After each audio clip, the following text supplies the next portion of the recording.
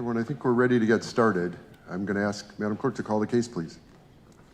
State of Wisconsin versus Brandon Turner, 24 CF 3737 appearances. Dan Flaherty for the state. Mr. Turner appears in person with Attorney Matt Last. Good morning, Your Honor.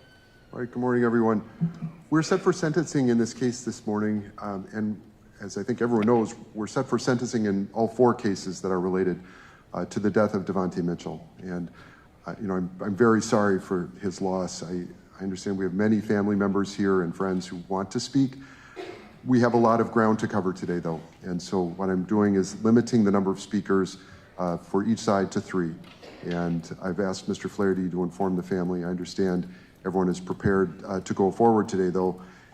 Let's start with the state. Mr. Flaherty, has the state complied with victim notification requirements? Thank you, Judge. Yes, it has.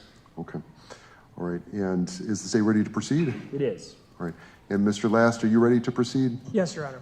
And Mr. Turner, are you ready to proceed with the sentencing hearing today? Yes, sir. Okay. All right. So with any sentencing hearing, we start with the state. I'll start with Mr. Flaherty. Thank you, Judge. We're here today because Mr. Turner entered a guilty plea to felony murder with the underlying offense being misdemeanor battery. He entered that guilty plea back on March 6th of this year, 2025. Pursuant to that plea agreement, Mr. Turner agreed that he would cooperate with the state and testify against his co-actors should it be necessary regarding this incident, and the state agreed to recommend probation as a sentence with 120 days of condition time stayed for the discretion of the probation agent. Now, before I begin with my comments, I do want to invite a number of members of Mr. Mitchell's family to the prosecutor's table to provide their comments to the court. I'd first invite Mr. Mitchell's wife.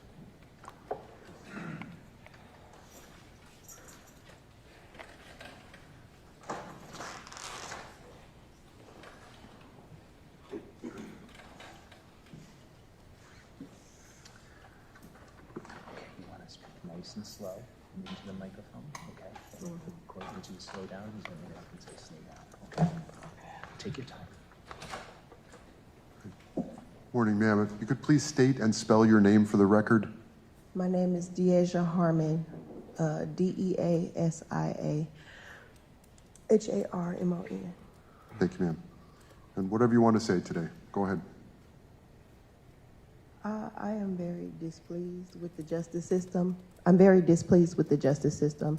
I don't feel like he deserves probation. I don't feel like he's earned probation. This person, Mr. Turner, knew exactly what he was doing when he took my husband's life, when he took my husband away from our children, away from his mother, away from his siblings. My husband was a wonderful person. And to sit here and know that there is no consequence for this person's actions is disheartening and it's disgusting. I want this person and his family to suffer like me and my family have had to do over this last year. I want this person to suffer, to have to sit and live with his decisions for the rest of his life, because now I have to sit here and explain to my children why their father is never coming home, why they can't talk to him, why they can't see him, why he can't tuck them in at night, because of what this person has done to our family.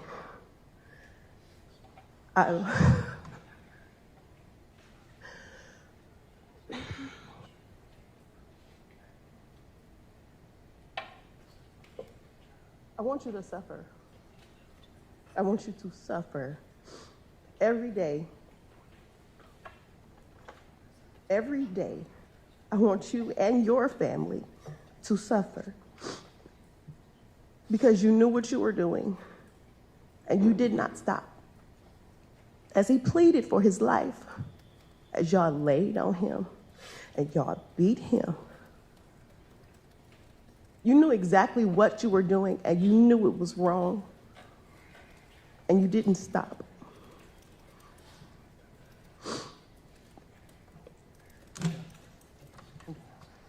Thank you, ma'am. I'm very sorry for your loss. Thank you, Judge. I'd next like to invite Mr. Mitchell's mother up to the prosecutor's table.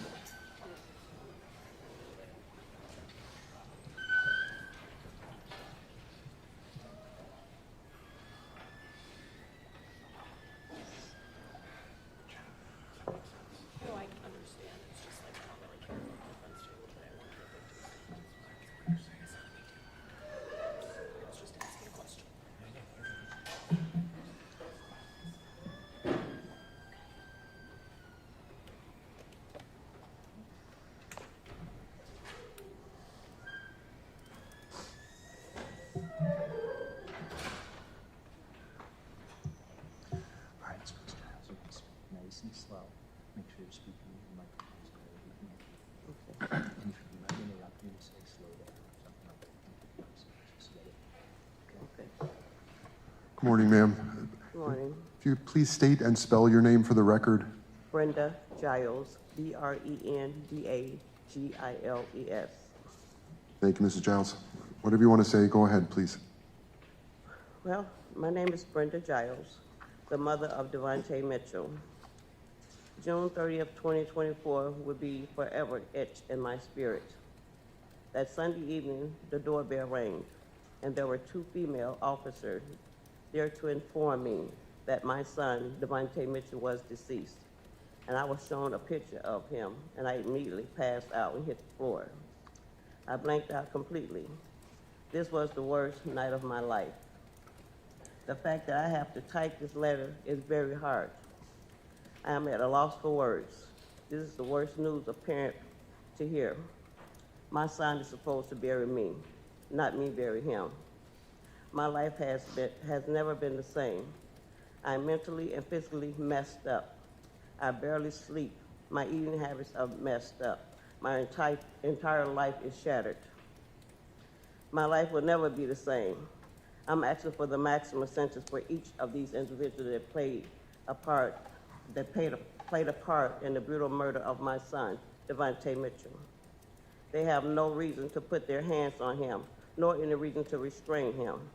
The video clearly shows my son running away from these individuals that was harming him. Not one time did I see my son, Devontae Mitchell, being aggressive or a threat to anyone. Their claim of my son being aggressive and cursing and disturbing still to this day has not been unfound.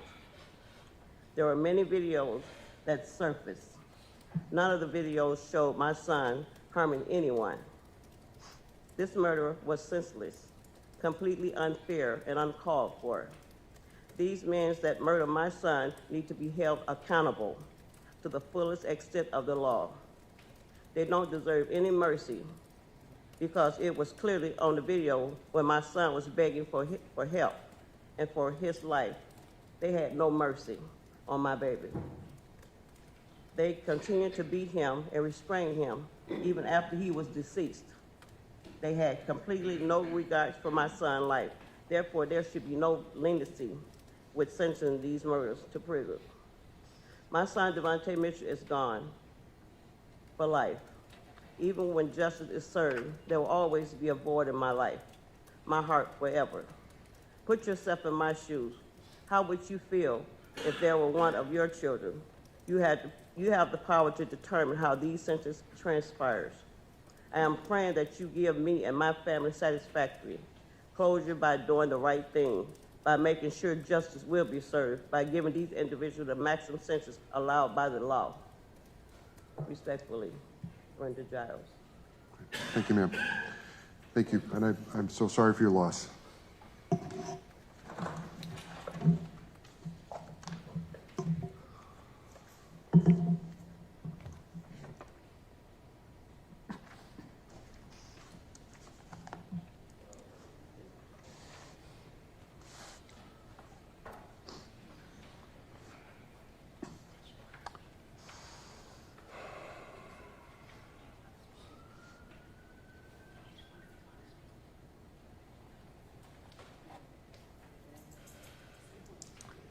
Do we have a third speaker? Just one moment, Judge. Okay.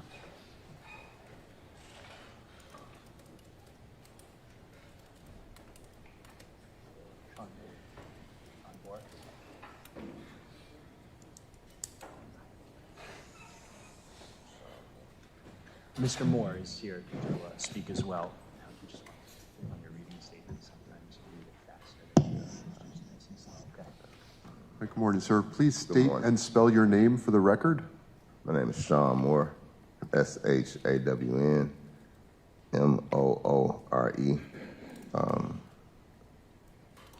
I was one of the people that videoed that, not knowing that I was filming him die. On that day, I was not supposed to be there. But something told me to walk that day. And my son stayed in the dorms. They went to college down there. They no longer go to college down there because of this. And I heard the screams before I saw the crowd. The sound that pulled me to the Hyatt, that sound of a constant.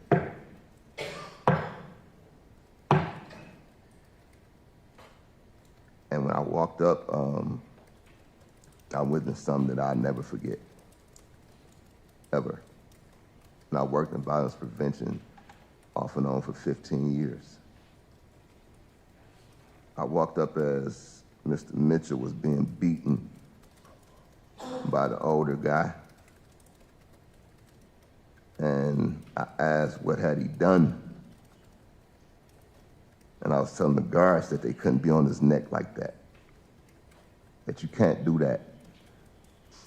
That's not your role. If he did something, hold him till the police come.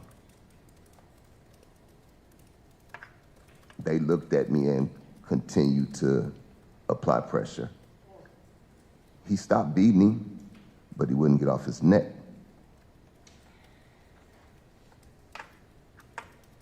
Instead of calling the police, which is what should have happened, I watched as the supervisor ordered the other cars not to move.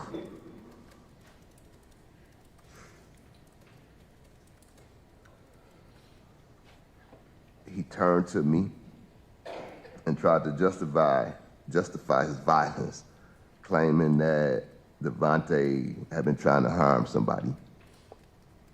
My response was clear. That is why you call the police. They're 2 blocks away. Call the police. They didn't stop. Even after Devontae had stopped struggling, even after I said get off him, he's not fighting anymore, they continue to apply pressure and kneel on him. I watched as he took his last breaths, not realizing I was watching a man die. And I could do nothing about it. I did nothing about it.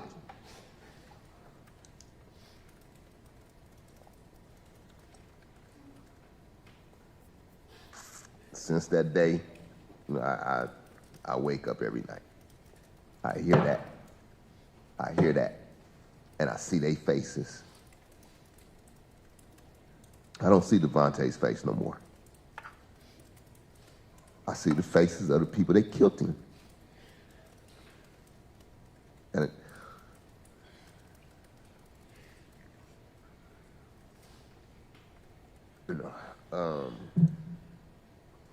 I try to stay away from the Hyatt.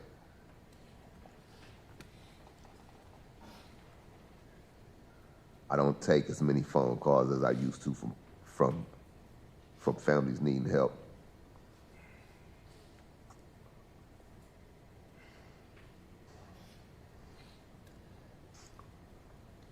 You know, I know the judges are elected to uphold the law. The law was broken that day. This was not restraint. This was not protection of the public. This was vengeance.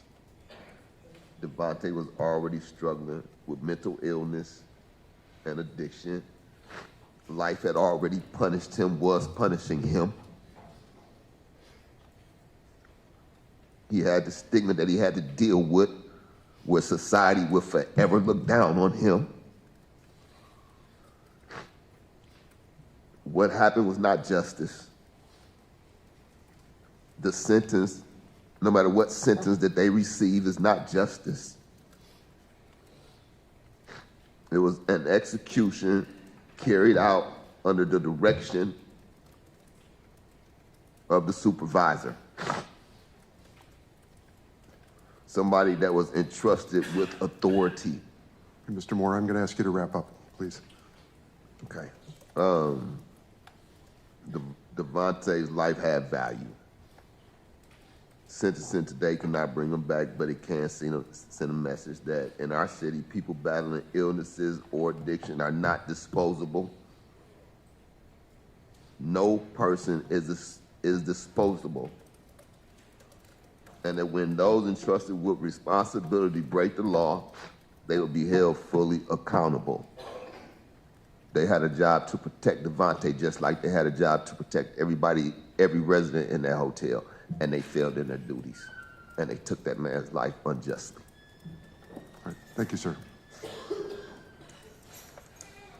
All right. Back to Mr. Flaherty. Thank you, Judge. So we're here because on Sunday, June 30th of 2024, at about 4:30 in the afternoon, Mr. Mitchell's life was taken. Mr. Mitchell was a 43-year-old man. He was killed in the driveway in front of the downtown Hyatt at 333 West Kilbourne Ave here in Milwaukee. I'm going to play a video that the Milwaukee Police Department put together, which is kind of a amalgamation of various different camera angles inside the Hyatt, outside the Hyatt, which shows a majority of the incident as it occurred. It does not include all the videos that were taken from bystanders, but I will kind of supplement what you're seeing here with what those videos show as well. But before I do that, I want to talk just briefly about some of the sentencing factors that I think it's important for the court to consider when fashioning a sentence here. And the first one I think about when we're talking about homicide is safety of the community. So what sentence can the court issue that will ensure that the community is safe from the defendant, as well as others who endeavor to take actions that are similar to the ones that the defendant, and in this case, defendants have taken in this case.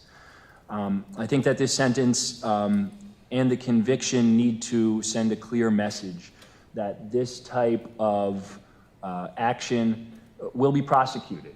I think it needs to send a message that human life, to echo Mr. Moore and to echo Mr. Mitchell's family members, human life has value. No matter who a person is, where they've come from, what issues they're struggling with, their lives have value. And this court system will respect the value of that life. The second factor that I think of is justice for the victim, Mr. Mitchell himself. And of course, in a homicide case, you've heard me say this before, you'll hear me say this again, but death is permanent. Mr. Mitchell cannot come back from this.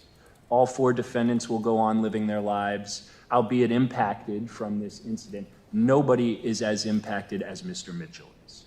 Death is permanent. He has no second chances. He has no chance to become the man that he dreamed of being. He has no chance to watch his children grow old, enjoy more time with his family. All of that has been robbed from Mr. Mitchell. There's never any real justice that Mr. Mitchell will achieve, no matter what the sentence is today. The next thing that I think about, the next factor, is justice for Mr. Mitchell's family. And you've heard from some of his family members already. You'll continue to hear from more of his family members throughout the day. But this is grief that will last a lifetime for all of them. This will not be a life sentence for any of the four co-defendants today, but it will be a life sentence for every single one of his family members. Birthdays, holidays, these are no longer moments that are free from pain and grief. These are moments where they will remember Mr. Mitchell, a father, a son, a brother, a loved one. A light in their lives is no longer with them, and that's something that they're going to have to suffer with for the rest of their lives. My hope is that as this process and as the portion of their grief, which encompasses this criminal justice piece, comes to an end, they'll be able to move forward in the processing of their grief, knowing that the 4 co-defendants have been convicted. But I know, just based on hearing their statements today and having spoke with them many times over the course of the last year, that this is going to be a very real,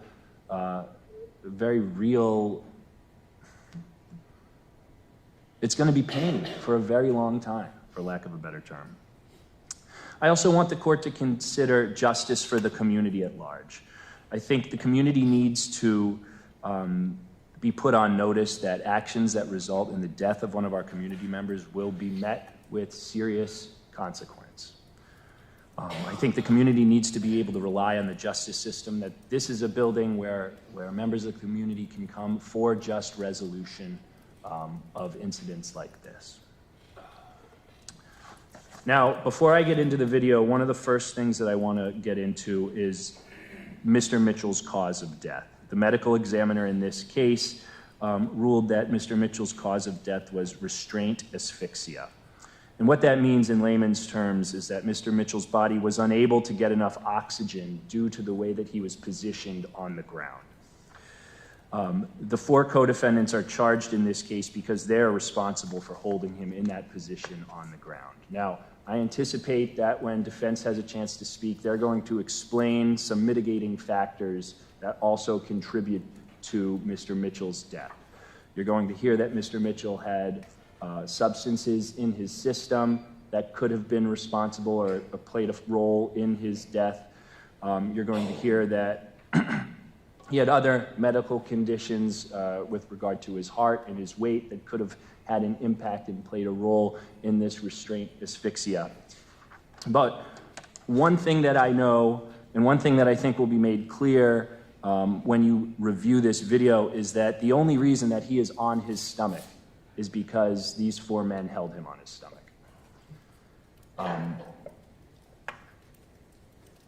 The theory of prosecution in this case related to the felony murder is that holding a person against their will, interfering with their ability to move, is a battery. And in this case, the battery caused the death of Mr. Mitchell. Now, what you're going to see in the moments that lead up to that restraint is a violent beating of Mr. Mitchell.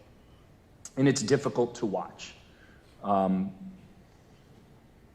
We'll see multiple punches thrown, most of which are thrown by Mr. Turner. You are going to see Mr. Erickson striking Mr. Mitchell in the head with a baton.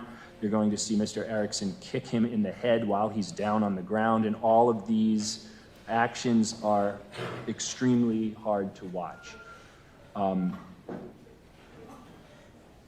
It's somewhat paradoxical that those are not the actions, while aggravating, that cause his death. What ultimately caused his death is that restraint on his stomach.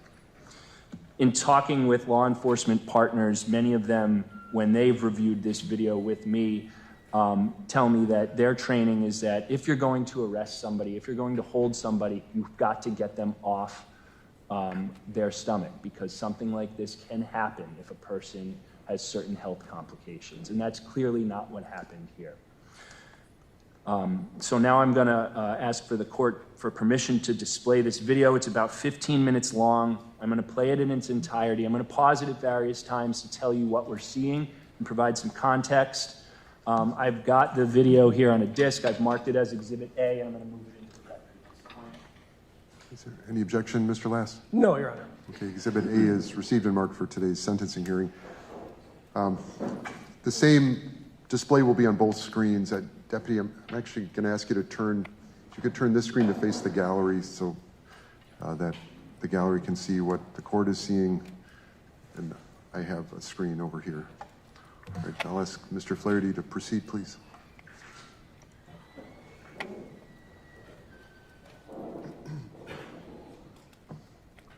So Judge, Exhibit A is on the screen now. As you can see, it's a video that has 14 minutes and 46 seconds. I'm sorry, it has just come off the screen. There it is. Okay, what you're seeing here is kind of a fisheye lens of the interior lobby of the Hyatt.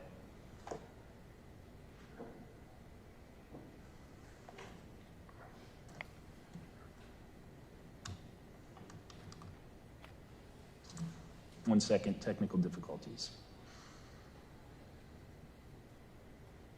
Okay, you're seeing the interior lobby of the Hyatt.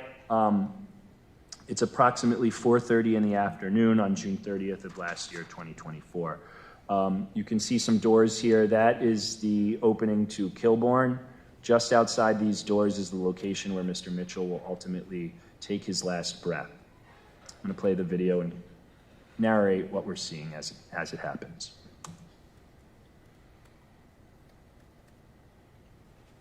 Here you see Mr. Mitchell for the first time. He's running from the Martin Luther King side of the lobby, and he runs into a little store that's on the Kilbourne side of the lobby.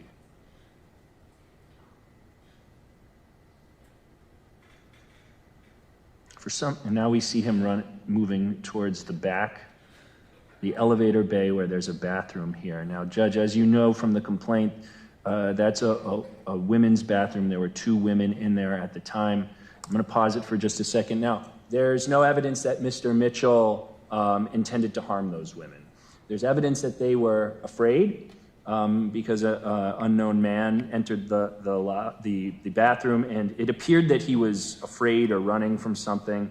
I expect that when the defense has a chance to speak, you're going to hear that he was likely under the influence of something. Sorry, I don't know why the... That's all right, it happens. Thanks. But he does go into the women's bathroom, and he does kind of stand with his back towards the door as if he's trying to prevent somebody from coming in. The women are understandably frightened, although unharmed by Mr. Mitchell. And now we see Mr. Turner for the first time. He approaches that bathroom, he gets the door open, and he pulls Mr. Mitchell out. And what you're going to see now is Mr. Turner kind of pulling Mr. Mitchell through the elevator bay and begin to strike him in the lobby.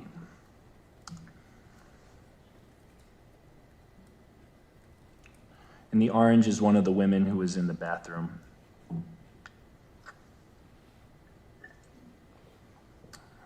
So here we see Mr. Turner with his left hand holding on to the shirt of Mr. Mitchell as they walk through the elevator bay.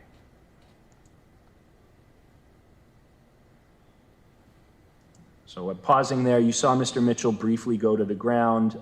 We don't have the ability to see that exact moment, but it reasons that one of these 2 gentlemen, either Mr. Turner or this is a hotel guest, the man in the maroon shirt, pushed him to the ground.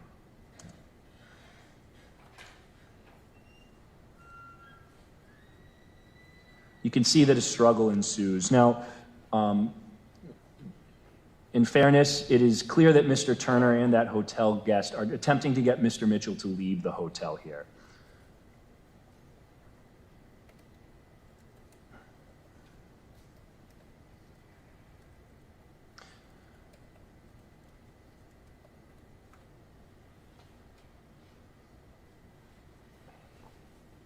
As they get Mr. Mitchell to the door, you can see that the physical altercation then reignites.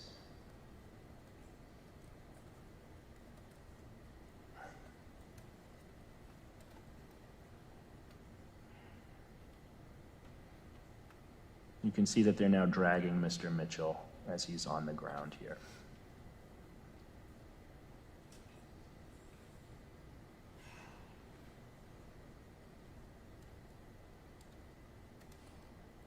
I'm going to pause just for the second. Now, Judge, I will acknowledge that on some level, Mr. Turner, who was employed as a security guard, though he was off duty at the time, may be entitled to use of some force to get Mr. Mitchell to leave. I think that what we're about to observe on this video is in excess of what force would be necessary and allowed in order to get Mr. Mitchell to leave.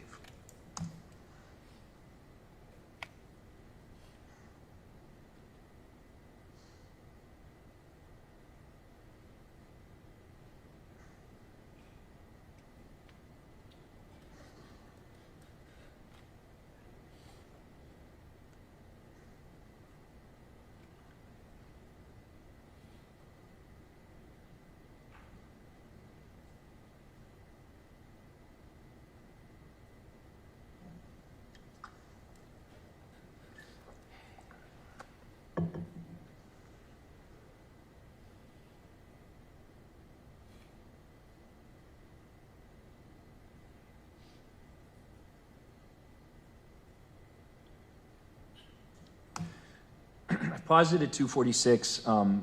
What we've just observed is something interesting that I want to comment on. The first thing I want to note is that the hotel guest in the maroon has been involved in the attempt to remove Mr. Mitchell from the hotel. However, he has not thrown any punches. And the behavior of Mr. Turner stands in stark contrast to that. And as you're about to see, Mr. Turner is about to throw multiple punches at Mr. Mitchell. Now, what you just observed is the woman who works at the front desk here strike Mr. Mitchell with a broomstick. I'm going to move back to 239. You'll see her enter, grab that broom, and strike him. Mr. Turner appears to wave her off. You see there with his right hand. The hotel guest falls, and then Mr. Turner just strikes him multiple times in the face.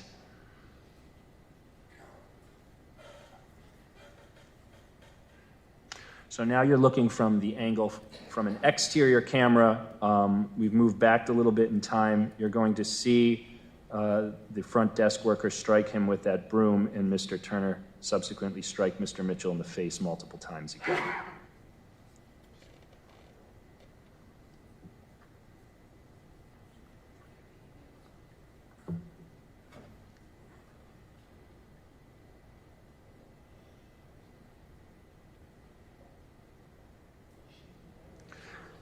Pausing here at 3:33, the man that we see here enter in the black hat and the black shirt is Mr. Johnson Carson. He is one of the other co-defendants. This is the first time we see him in the video. So as you can see, we've already got approximately 3 minutes of interaction between Mr. Turner and Mr. Mitchell before Mr. Carson, who's also an employee of the hotel, arrives to the altercation here. He is not a security guard like Mr. Turner is. Continuing to play at 3:33.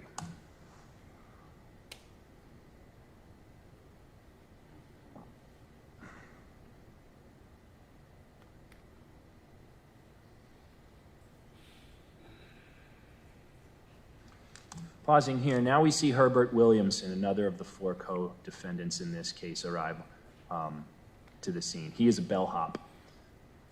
Continuing to play at 3:47.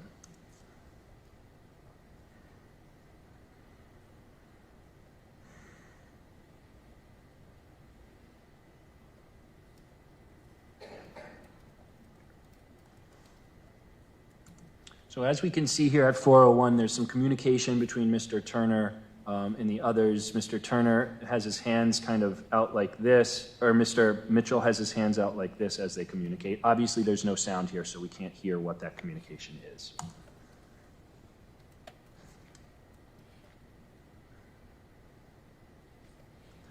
And now, for the first time, I've paused at 4:08, we see Mr. Erickson, another and the final of the 4 co-actors here, approach Mr. Mitchell.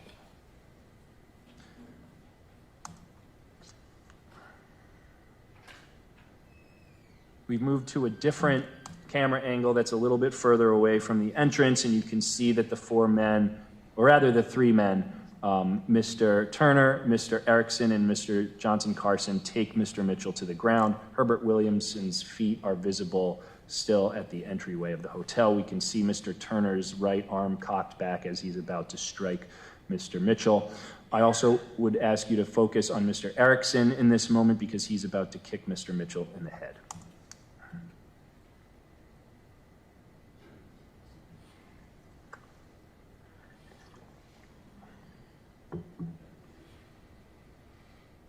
Now, one of the things I want to note at this point, and I paused at 4:25, is that acknowledging that there may be some right to use force to get Mr. Mitchell to exit the hotel, Mr. Mitchell's presentation of any perceived danger at this point is over.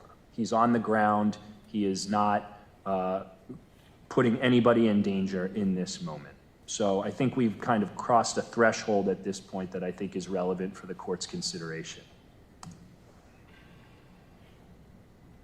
We see that Mr. Erickson and Mr. Turner are the 2 who are most engaged physically with Mr. Mitchell, and that makes sense. They're the security guards. We saw Mr. Erickson just dispose of his walkie-talkie. Mr. Williamson and Mr. Johnson Carson are standing by, awaiting instructions which they will ultimately receive from Mr. Erickson. Now, I paused it right there at 4:53. What you just observed is Mr. Erickson look at Mr. Johnson Carson and Mr. Williamson and give them an instruction.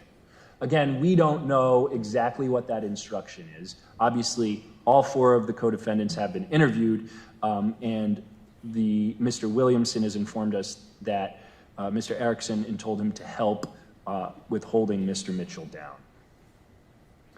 The theme that we hear throughout this entire investigation is that Mr. Erickson is the leader of this group. He's the one who's giving instructions. He's the one who's telling the various co-actors what to do and how to hold Mr. Mitchell. Continuing at 4:53. And of course, right after that instruction is received, we see Mr. Williamson and Mr. Johnson Carson approach him, and we see them put substantial weight onto the body of Mr. Mitchell. We see Mr. Williamson pushing down on his back with his knee, also his head. We see Mr. Turner grabbing a hold of Mr. Mitchell's arms, attempting to put them behind his back.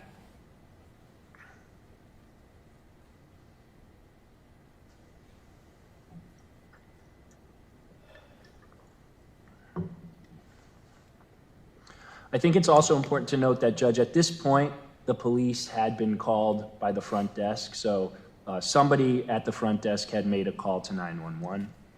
And at this point, I don't know, in fact, like I said, because we don't have audio from this particular video, it's hard to know what exactly the four co-defendants knew at this time about whether law enforcement had been called.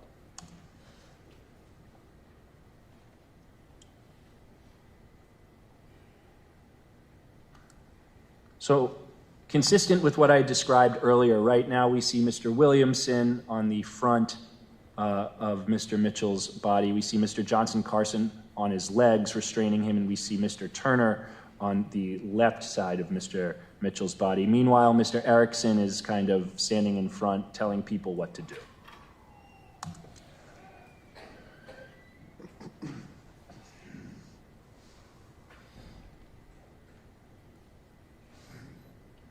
Mr. Erickson has just retrieved a baton from his waistband. You can see it there. It looks at first like he's trying to use it to pry Mr. Mitchell's arm to try to get it off him, or to get it to his back. I believe you're going to see Mr. Erickson subsequently strike Mr. Mitchell with that baton.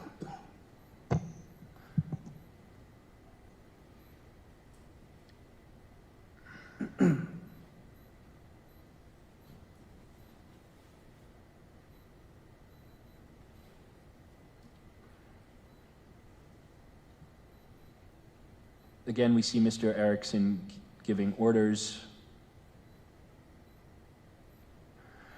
We see the four men putting weight on Mr. Mitchell's back. He's on his stomach. This is the beginning of restraint asphyxia.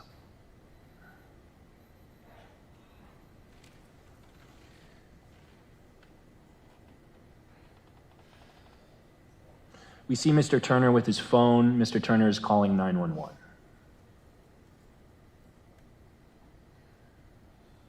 Sorry, not yet. We will see him put the phone up to his ear and make a phone call. And we do know that Mr. Turner does, in fact, call law enforcement for assistance.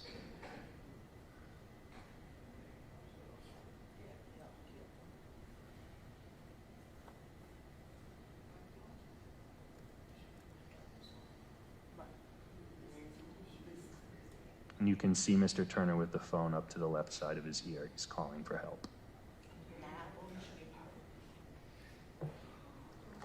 We can see at this point that Mr. Mitchell is still breathing. You just saw his chest rise and fall. We see that Mr. Williamson begins to take pressure off him. While Mr. Turner still has his right hand kind of in the central portion of Mr. Mitchell's back.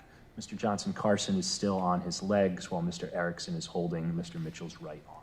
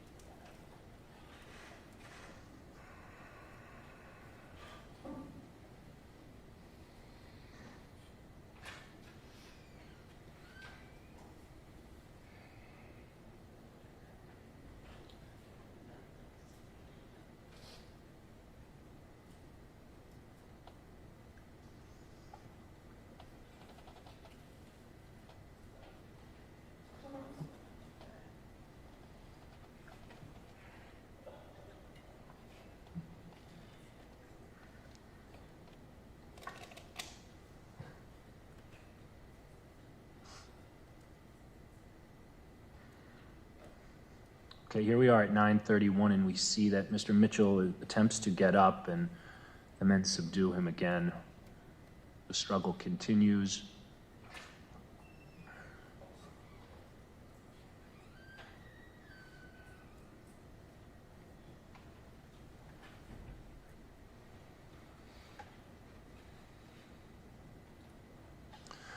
You just saw Mr. Erickson remove the baton again from his waistband, and you see him striking what appears to be Mr. Mitchell's head.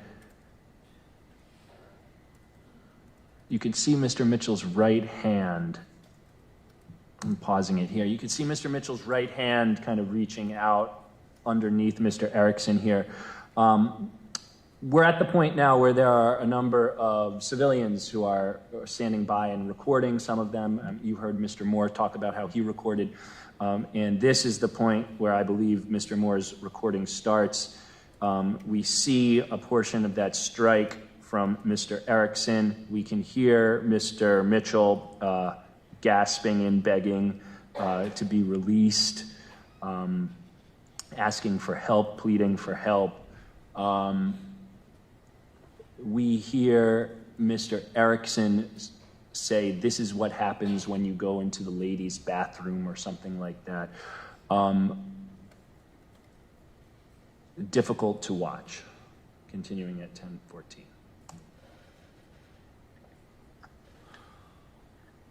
We can see Mr. Erickson addressing the crowd that is gathered. And I think what's important to note here, and we are at Mr. Turner's sentencing right now. Mr. Erickson's going to be sentenced later, but while we're showing this video, I just think it's important for the court to note that there are different, and I think the court is aware of the state's perspective on how there are different levels of culpability and criminal liability in this case based on the mental state of the 4 co-defendants, right? And so here we are in Mr. Turner's sentencing, and I just want to address the differences between the behavior that we see from Mr. Turner and Mr. Erickson in this moment. We see Mr. Turner, who admittedly was among the most violent at first, but he is also one of the people who calls 911 for help, right? He is not engaging with the crowd. Meanwhile, we see Mr. Erickson, who is telling the crowd, "This is what happens when you go into the women's bathroom." I think that's a different mental state from what we see from the other 3 co-defendants, right? Mr. Erickson appears to be coming at this not from a position of trying to contain this situation and de-escalate, but rather from a cause and effect authoritarian, I'm going to do this because Mr. Mitchell had done something bad, as if he's enacting some sort of justice by holding him and striking him like that. We see that from Mr. Erickson. We don't see that from the other 3 co-defendants. And that's one of the reasons why, from the beginning, the state perceived Mr. Erickson as the most culpable here. And that's one of the reasons why, when it came time to figure out what the appropriate resolution is that the state sought to gain the cooperation of the 3 co-actors, Mr. Turner, Mr. Johnson Carson, and Mr. Williamson, right? Because it was clear from the beginning that Mr. Erickson was the person who was kind of the leader. He was telling everyone what to do. And I think another thing that's relevant for the court's consideration here is that the initial physical confrontation occurred between Mr. Turner and Mr. Mitchell. And not to say that the physical confrontation was appropriate, but I think it gives us some insight into the mental state of Mr. Turner in that moment, where he is agitated, hot, kind of involved in this physical confrontation. 4 minutes after it begins, Mr. Erickson, who is the security guard who is on duty at that point, comes in cold. And instead of de-escalating this situation, instead of being a cooler mind, somebody who has not been involved in this physical confrontation already, instead of de-escalating and calming things down, he takes the opposite track. And I think that that's an important distinction between Mr. Erickson's conduct and Mr. Turner's conduct here. And that's the basis for the state's difference in handling these 2 cases.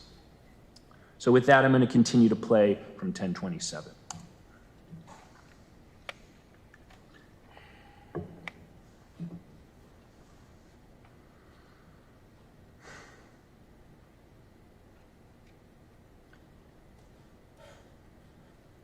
And to expound on that, it's somewhat of a dichotomy, right? Because we see, and what's most shocking to see in this video is the violence enacted by Mr. Turner when he punches Mr.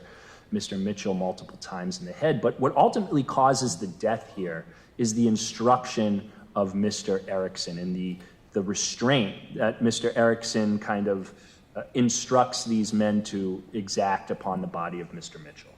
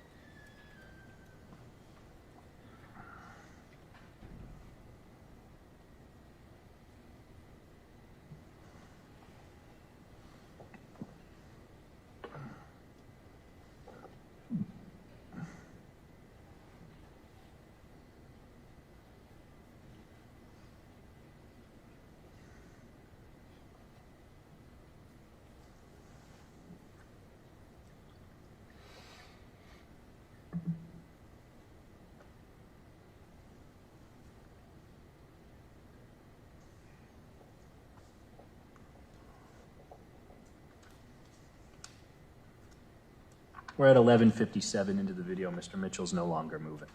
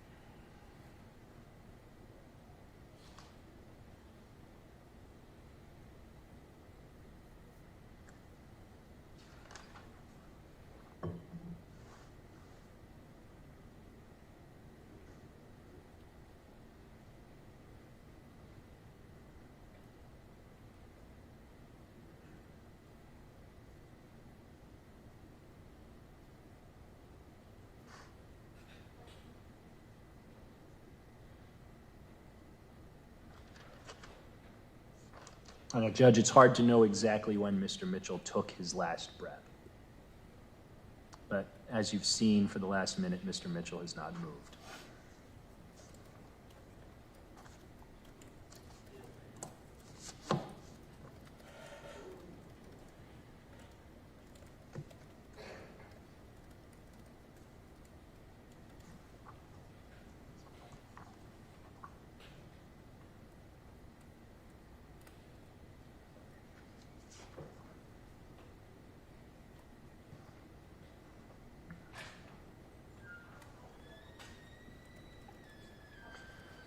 As you can see, officers have just arrived on scene. We're at 13 minutes and 45 seconds into the video. Mr. Mitchell is now face down on the ground while officers approach. I'll pause the video there, Judge, and remove my screen from the TV. Unless the court has any follow-up questions about the video, would like to see any portions again, that'll conclude the visual portion of my presentation.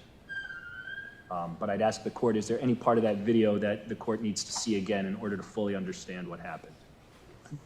I don't believe I need to see any portions of the video again, but I may have questions later on.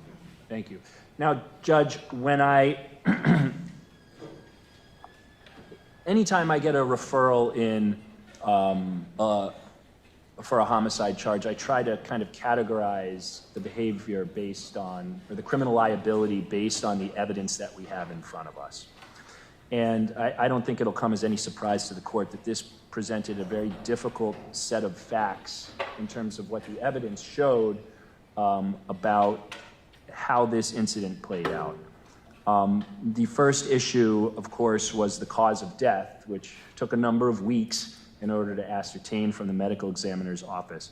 And then you look at the conduct of each individual defendant and try to kind of assess what their mental state is. Obviously, it's impossible to look into somebody's mind to know what they were thinking. The key is to focus on the actions that they took and the statements that they made, both before, after, and during the incident, as well as what we observe on video, right? And as I look at the evidence in this case, while incredibly gruesome and horrific to watch, I don't believe that the evidence here supports a conviction for intentional homicide. I don't think that what we see here is these men intending to kill Mr. Mitchell. I also don't think that they thought that they might kill him in doing what they were doing, especially in the case of Mr. Turner, who's calling the police while he's holding Mr. Mitchell. I think that that is one of the mitigating factors that I note about Mr. Turner's actions here. He's calling the police for help. If he thought that Mr. Mitchell was going to die, I don't think anybody would ever say that he'd call the police on himself while he's taking action that could kill another human being. I think that that's instructive as to his mental state. Is this a negligent homicide? I think so. I think it is a negligent homicide. I think that these men should have known that what they did or what they were doing had the capacity to kill Mr. Mitchell. However, in the state of Wisconsin, negligent homicide is not a law. There is no negligent homicide unless it is by use of a dangerous weapon or while driving a motor vehicle. So negligent homicide was not an option that the state had in terms of issuing this case. And that left the state with felony murder here on top of a battery. And what we do see here is battery, lots and lots of battery. Most of the battery does not cause the death of Mr. Mitchell. What causes the death of Mr. Mitchell is the interference with his ability to roll from his stomach to his side and cause that restraint asphyxia. It's important to note that the medical examiner opined that even if there was no force applied to the back of Mr. Mitchell, lying in a prone position on his stomach could have been enough to kill him. But the reason that he was on his stomach, even if there were no force, is because these four men disallowed him from moving from his stomach. And that's why we find ourselves here today. And that's why the charge and the conviction for Mr. Turner is felony murder. Now, I've already talked to you about the differences that I see in the culpability between Mr. Turner and Mr. Erickson. I think we can also distinguish between Mr. Turner and Mr. Williamson and Johnson Carson, who I tend to put in the same category. They are not security guards. They're employed by the hotel, but they are employed in another capacity. They obviously arrive after the initial confrontation. And they kind of, you can see on the video, they kind of stand around at first, and they're unsure of what to do until they get the instruction from Mr. Erickson. Mr. Williamson does put force down onto the back of Mr. Mitchell. Mr. Johnson Carson does strike him a number of times. But that battery and that physical confrontation between those two and Mr. Turner, I think, is quite different. And that's one of the reasons why we've resolved those cases different.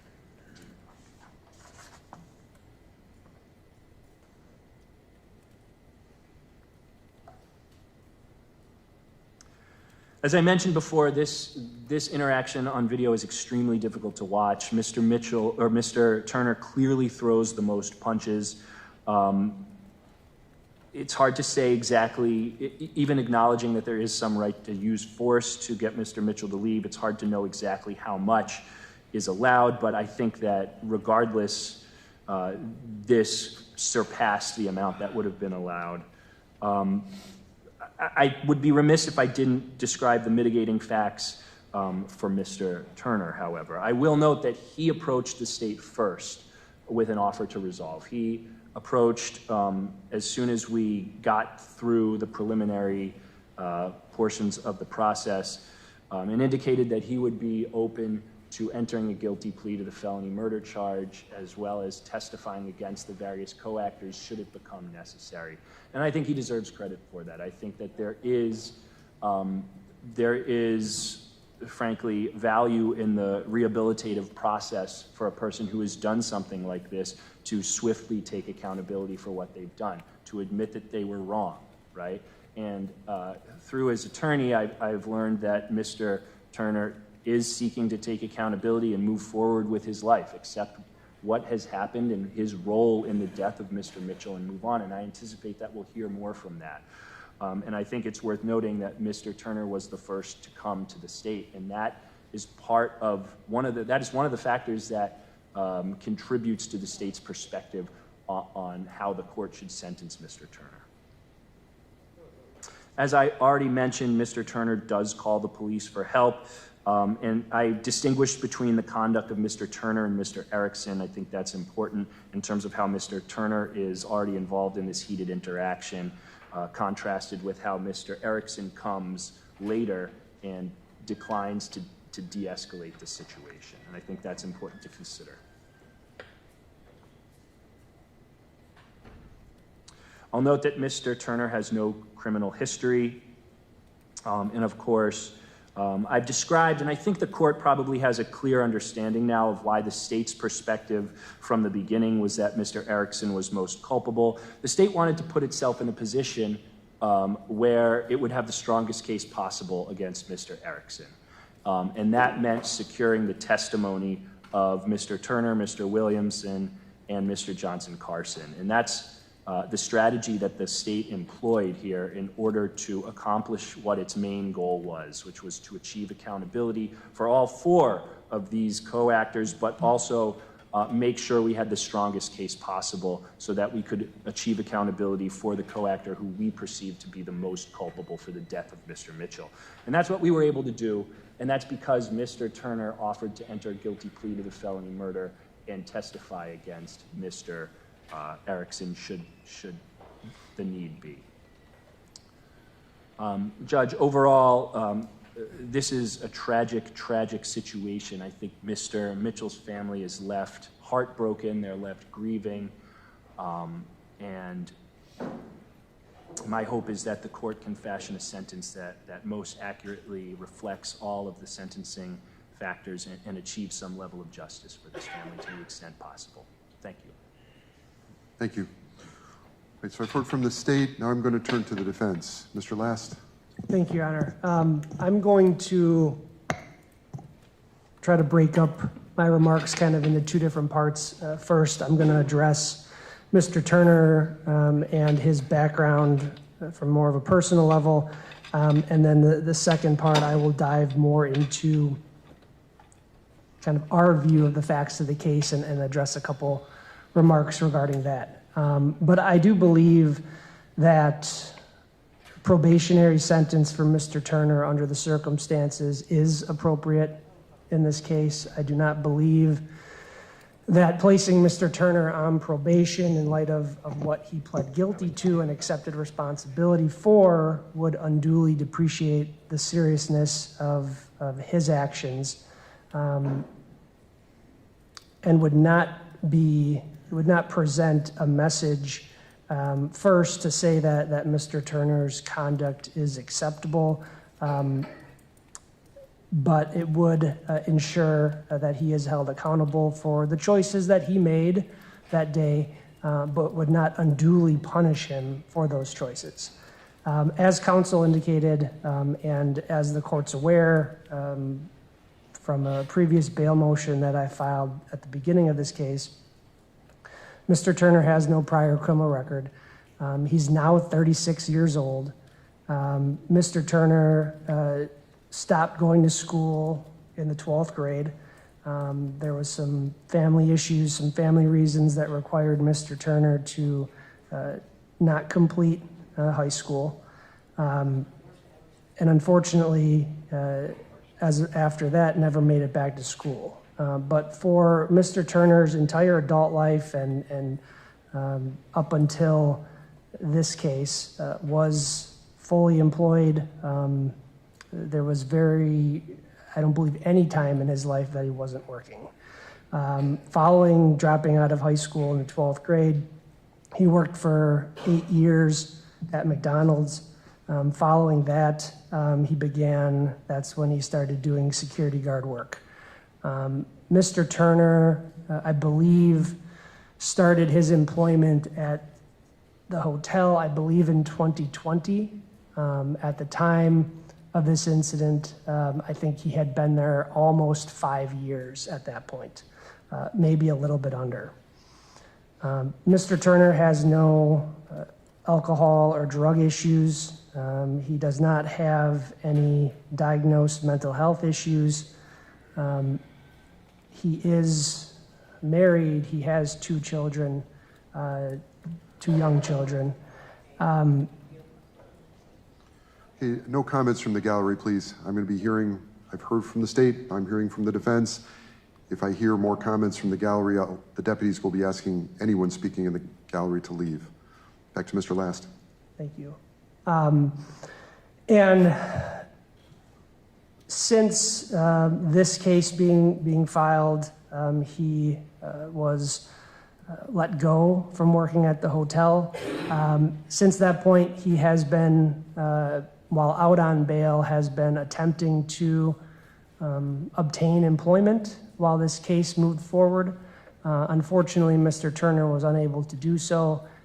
In speaking with him, and I don't really think it comes to much of a shock that when he would apply for jobs and they initially saw that he was charged with felony murder, makes it very hard for an employer to want to take someone on in that position. But then after Mr. Turner accepted responsibility and entered the guilty plea to felony murder, that made it then even harder for Mr. Turner to try to obtain employment while we waited to see what was going to happen with the other co-defendants. We were unsure in terms of how much time it was going to take before Mr. Turner's case could come to conclusion and be sentenced. So he took it upon himself to try to still, even at that point, after being convicted, try to obtain employment. But again, I think it makes it even harder at that point when an employer sees that someone was convicted of that then and is awaiting sentencing. It's almost impossible at that point then to get employment, even at something part-time. So during this period of time where Mr. Turner was out on bond, he stayed home. He was caring for his 2 children while his wife had to work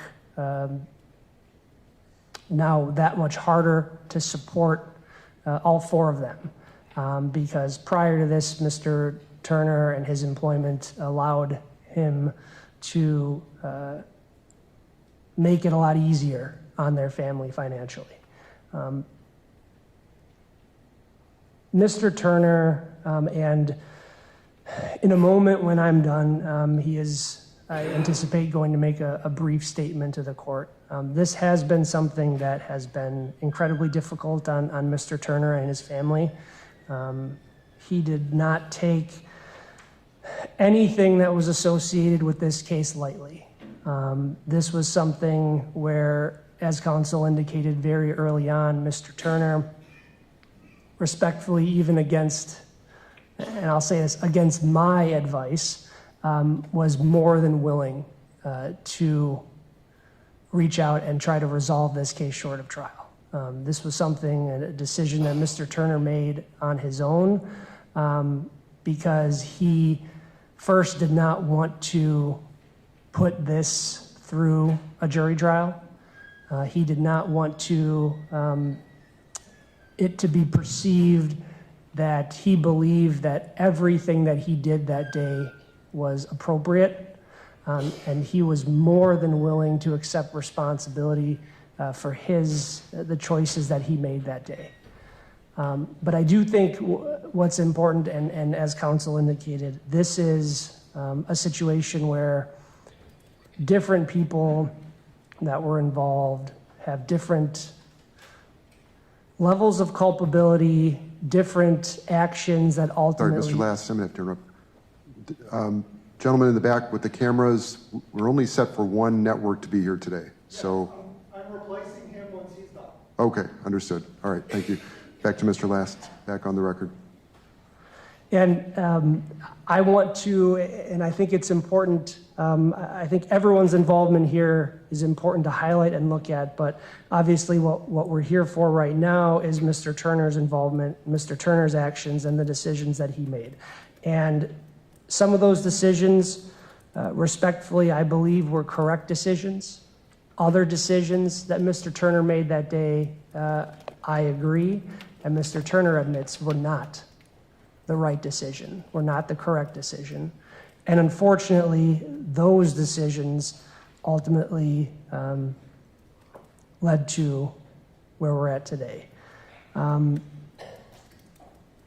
It's been, as I indicate, it's been difficult on Mr. Turner because along this process, there's been a number of times where he's wanted people to know and understand his perspective and his feelings and his beliefs as to why he did what he did.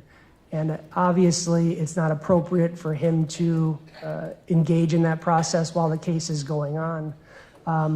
But finally now, Mr. Turner, at this point, has an opportunity to express his voice, both through myself and through his comments, as to why he did what he did, what led up to it, and things like that.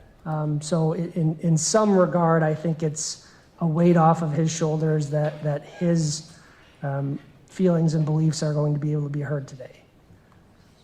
Mr. Turner did not wake up that morning with the intention of harming Mr. Mitchell. He did not wake up that morning with the intent to cause Mr. Mitchell's death. That was not what Mr. Turner expected was going to happen that day. Throughout my involvement with Mr. Turner, and as you can see from the fact that he's 36 years old with no prior criminal record, I'm not aware, and counsel could probably correct me if I'm wrong, but I'm not even aware of any referrals to their office for any illegal conduct on behalf of Mr. Turner at any point in his life. He's not, in my experience with him, an inherently violent person. He's not a person who acts aggressively in a normal basis, in a normal day. On the day of this incident, Mr. Turner was not working at the hotel. He was on vacation.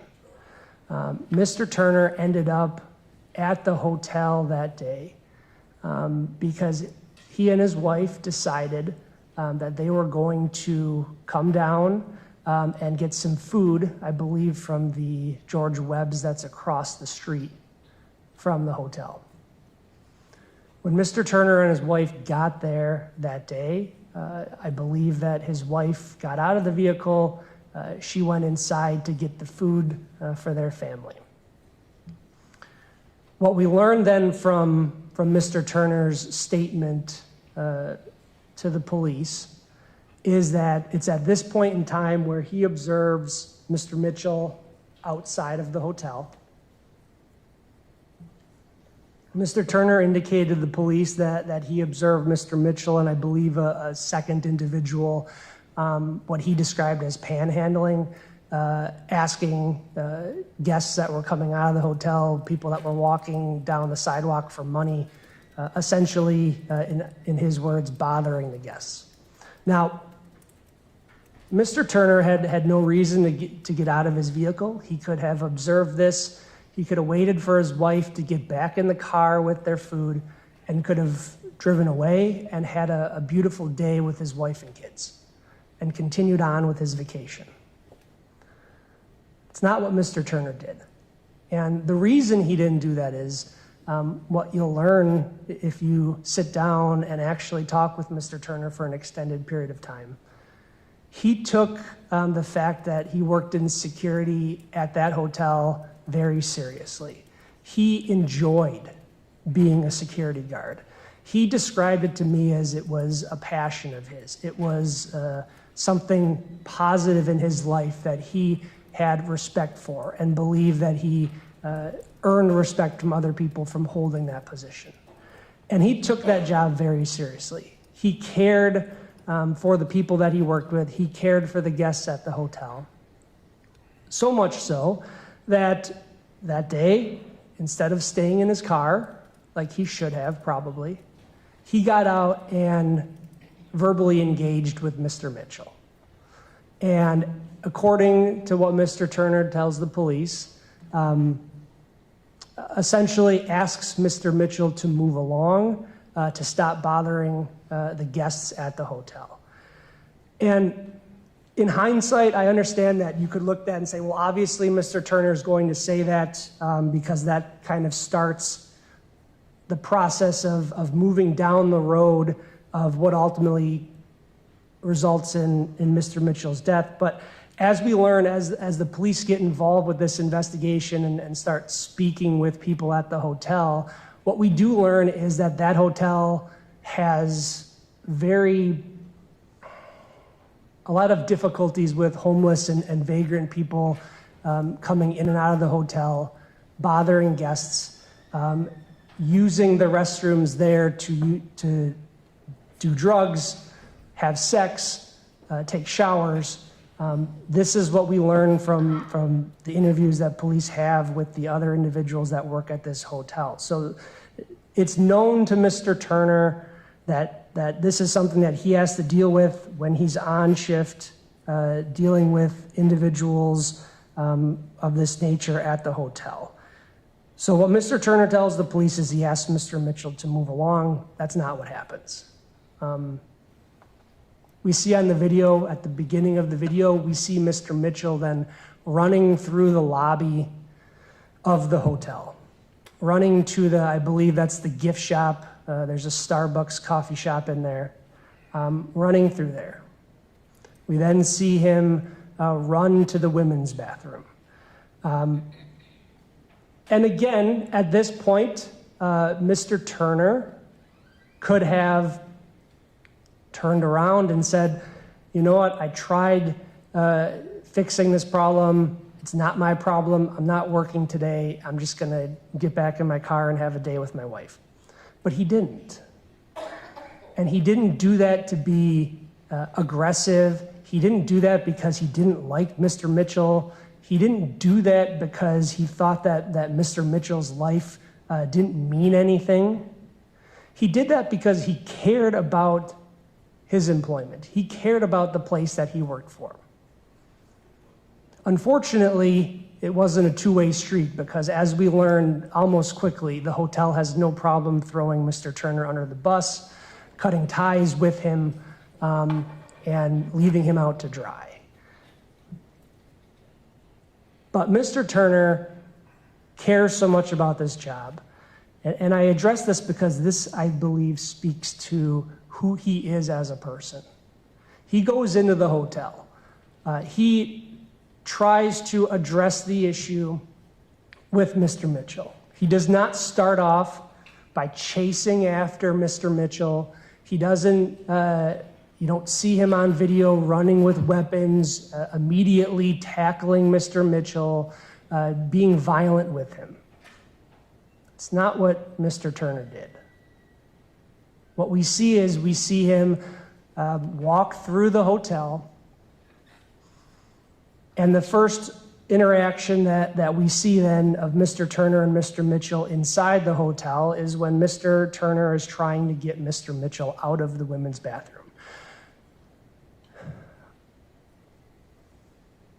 What we learned when you review the interviews that law enforcement did, the bathroom that Mr. Mitchell ran into had two women in there. The police interviewed both of those women. What we learn is one of the women, I believe it may have been I don't know which one it was, but one of the women, after Mr. Mitchell runs into the women's bathroom and shuts the door, asks Mr. Mitchell if she can get out. And Mr. Mitchell says no.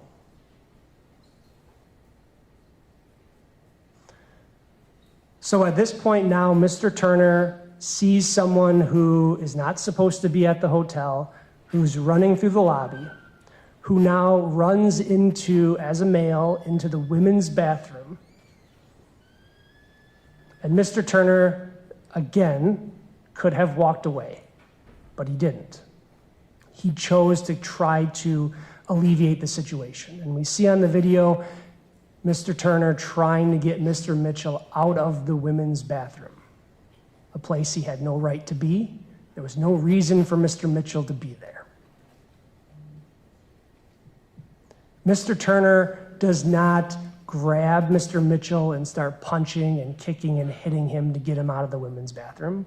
We see on the video Mr. Turner trying to pull the door open. Mr. Mitchell is pulling back, trying to shut the door. Eventually, Mr. Mitchell does come out of the bathroom. And again, Mr. Turner, we see on the video, is trying to escort Mr. Mitchell out of the hotel. Again, a place he has no right to be and no reason to be.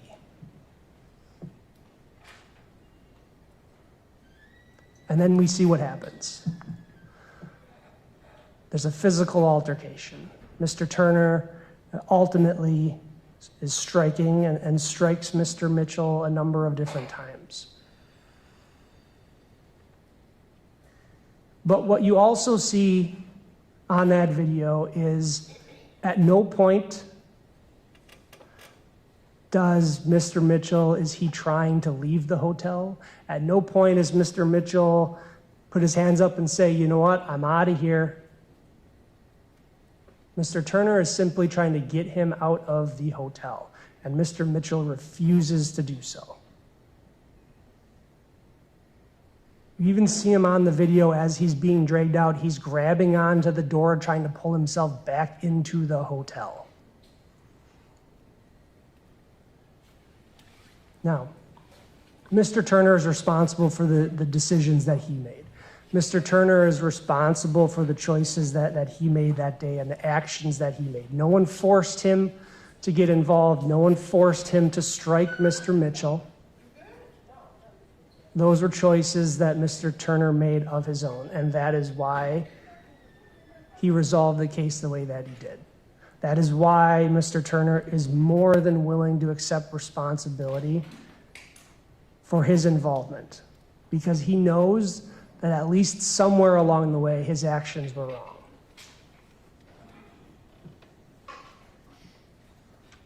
But from the beginning to the end, Mr. Turner has been nothing but cooperative along this process. As counsel indicated, he called 911. We see it on the video, Mr. Turner calling 911 outside the hotel.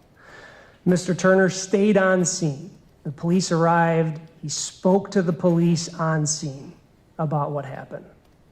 The police then asked him if he would come down to the police station that same day, provide a statement about what happened, and he was more than willing to do so. And he provided a statement of what I just outlined to the court about what happened.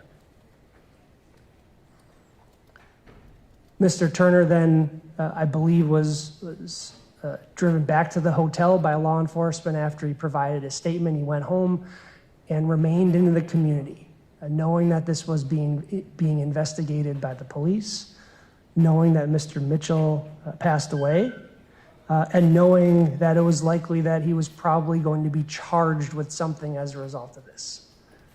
He stayed in the community and he waited, and he waited, and he waited until August 8th of last year, when he voluntarily walked in to his initial appearance to face the felony murder charge that was filed against him. Mr. Turner did not flee from the police that day. He did not refuse to cooperate with the police that day, even though it probably would have been in his best interest not to. He did not flee after knowing this was being investigated. He did not flee after I informed him he was being charged with felony murder and that we needed to appear in court. He stayed because his life is here, his family is here, and he's willing to face the difficulty of having to deal with this case. These are the aspects of Mr. Turner's character that speak volumes about the person that he is, about what he stands for, and the type of man that he is. Mr. Turner was then taken into custody on August 8th at his initial appearance. He remained in custody for 16 days until August 23rd, when he was released on bond. After being released on bond on August 23rd of last year, Mr. Turner did not flee. Now, having received the discovery, having seen the evidence... Deputies, could I have one of you step out in the hall, please?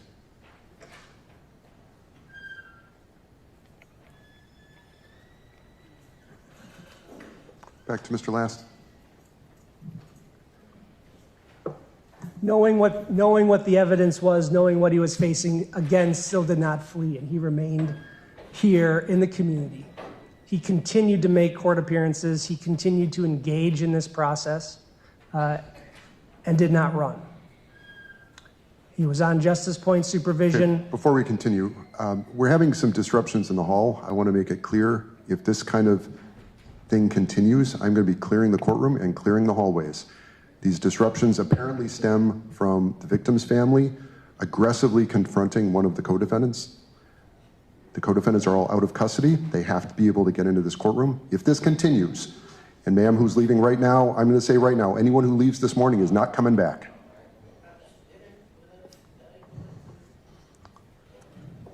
Right.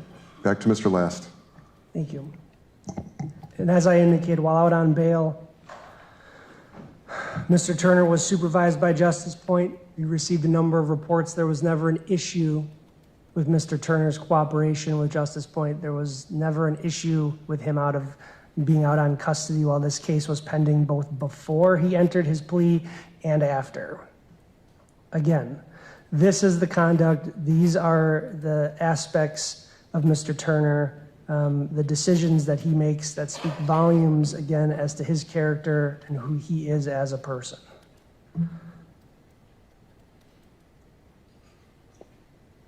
Mr. Turner is regretful and is saddened by the outcome of the events that happened at the hotel.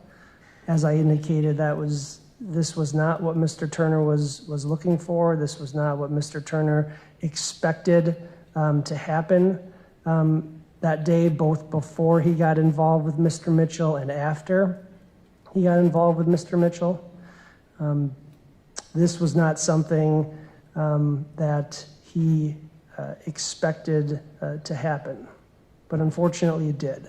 And as a result of that, Mr. Turner does have to live with the fact that he played a role in Mr. Mitchell's death. But this was a situation, as I indicated at the beginning, I think, unfortunately, was entirely avoidable. There were actions by not only Mr. Turner, but the other individuals that worked for the hotel, as well as Mr. Mitchell, where if different decisions and different choices were made that day, Mr. Mitchell would not have died. Thank you, Mr. Last. I'm sorry, are you finished? Or? Not yet, almost. Okay, I'm going to ask you to wrap up. We need to move on. Thank you. I guess just finally, as counsel indicated, the cause of death in this was restraint asphyxia. I think it's also important to note that it doesn't stop there. It's also toxic effects of cocaine and methamphetamine.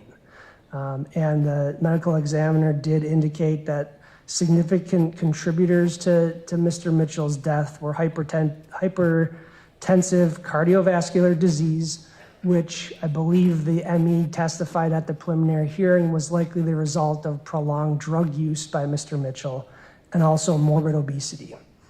Those were the factors that led to Mr. Mitchell's death. Again, I'm sorry, who's speaking in the gallery? I'm going to start removing people. I just want everyone to be aware of that. If I hear comments from the gallery again, I'm going to just clear the courtroom, and none of you will be present for these sentencing hearings, except the people who have to be here. Back to Mr. Last. That all being said, Your Honor, as I indicate, I do believe that a probationary sentence is appropriate. I think Mr. Turner has accepted responsibility. He now has to live with not only the facts of this case moving forward, but having this conviction on his record for felony murder moving forward. He has shown both before this incident as well as subsequently that he is someone we can entrust in the community. He's not a danger to the community. He's not someone who would pose a threat if placed on probation. So for all those reasons, I do believe that a probationary sentence is more than sufficient in this case. And I would ask that the court fashion a sentence to impose and stay a sentence, place Mr. Turner on probation for 1 year. Thank you. Thank you. All right, I've heard from the parties now. Mr. Turner, this is your chance to speak. Anything you want to say, sir? Please use the microphone. I want to apologize to Ms. Giles personally, his mother and his father. I want to apologize. I want to apologize to the Mitchell's family for all this confusion and all of us being here. This could have been easily avoided. I never intended for none of this to happen.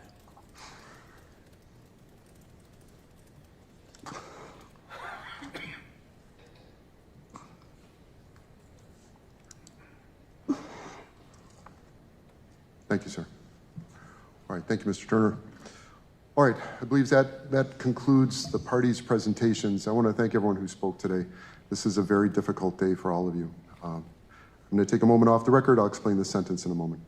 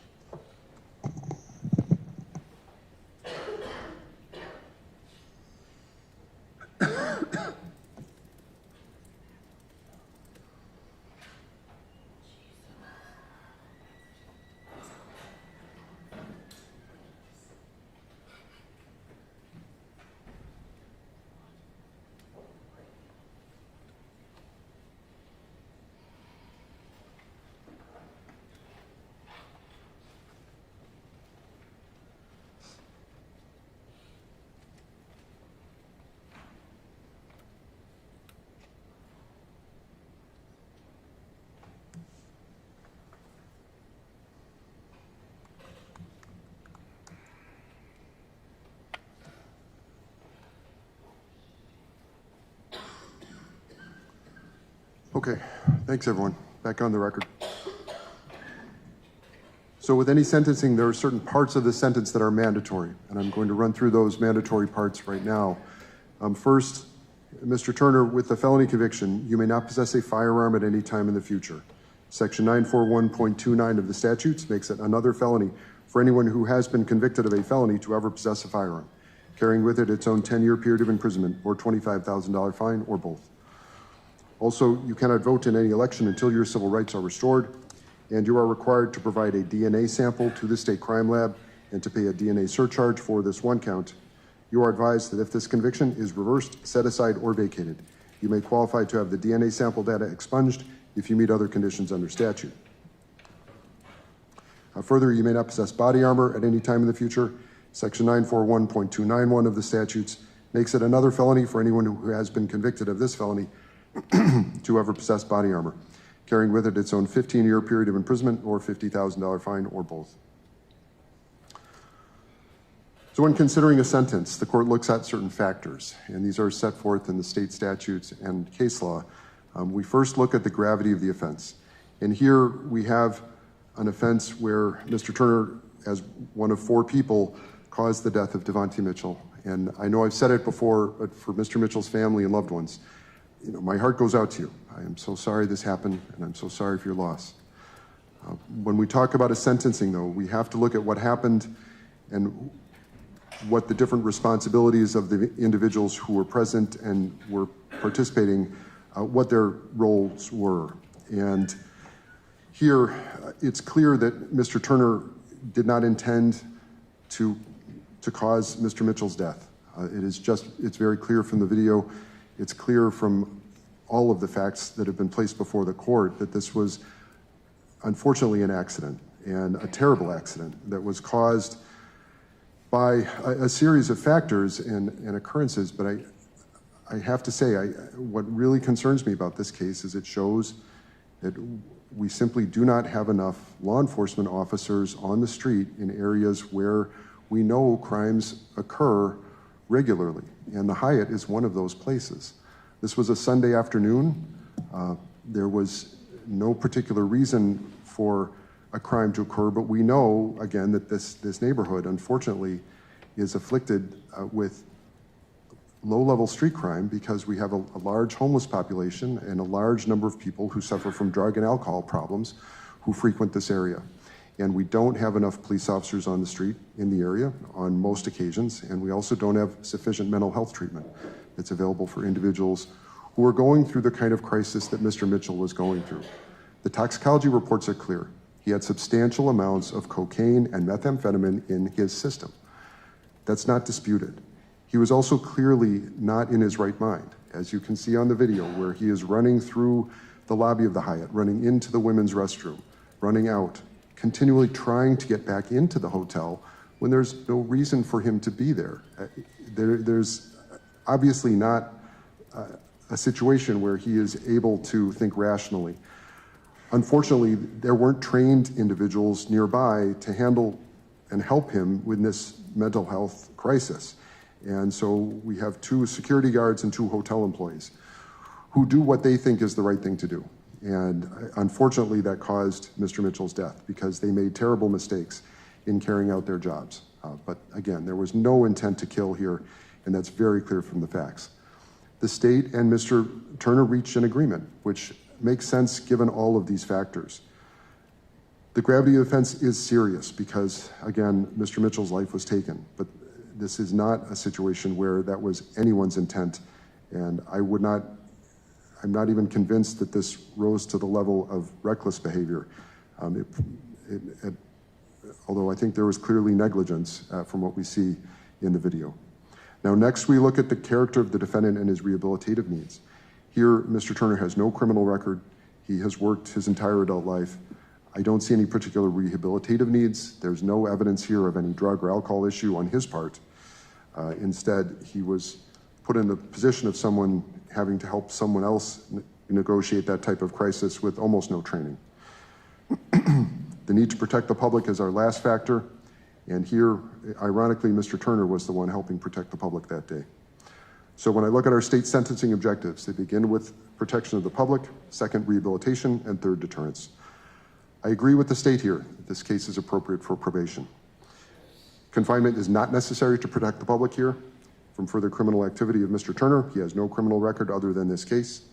He does not need correctional treatment that's available only if confined, and it would not unduly depreciate the seriousness of this offense if probation were granted. So that will be the court's order today. The court is not ordering restitution. There is no, do we have a claim? Okay. No, Judge. Okay, there is no claim filed, so court will set restitution at 0. The court is also not imposing any fines. The court waives waivable costs. The court, though, orders Mr. Turner that you pay all mandatory costs and surcharges and assessments within 2 years of today's date. This is an imposed state and state sentence, so the court directs the DOC, if Mr. Turner is revoked, to collect any monetary amounts ordered today at a rate to be determined by the DOC from Mr. Turner's prison funds. If revoked, any monetary amounts that remain unpaid when he is released from confinement are to be paid as a condition of extended supervision, and any monetary amounts that remain unpaid when the sentence is completed are ordered reduced to a judgment against Mr. Turner for any unpaid balance, and collection can then proceed as provided by statute. As I noted, this is an imposed and state sentence. The court imposes and stays a total of 2 years in the state prison system 1 year of initial confinement, and 1 year of extended supervision, concurrent to any other sentence. If revoked, Mr. Turner, you are not eligible for early release programming due to the nature of this offense. This is imposed in state in exchange for 12 months of probation.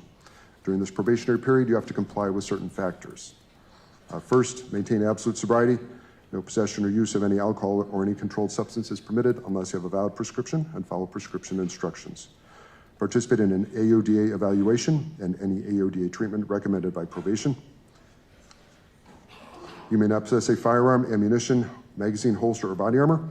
And again, remember that prohibition on firearms is for life, not just for this probationary sentence. You must continue to pursue full-time or part-time work and/or school. No contact with any member of Mr. Mitchell's family. No violations of law arising to the level of probable cause. The court imposes and stays 6 months of condition time as agreed by the parties. That condition time would include release for Huber privileges to be determined by the CRC staff, again, if condition time is found to be appropriate by Mr. Turner's agent. There's credit for 16 days time served. The court grants credit for those 16 days as against the imposed and stayed sentence.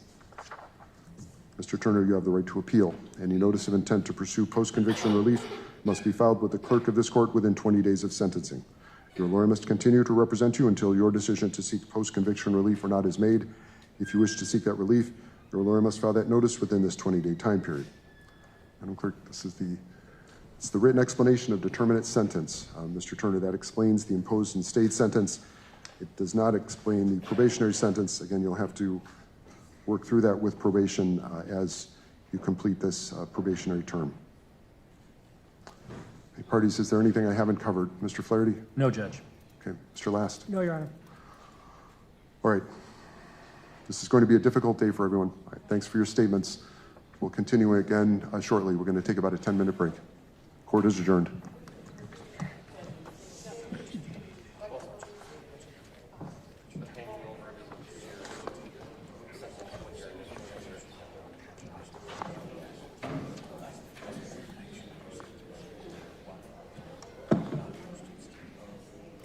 We'll go with anything in this. We'll take a walk.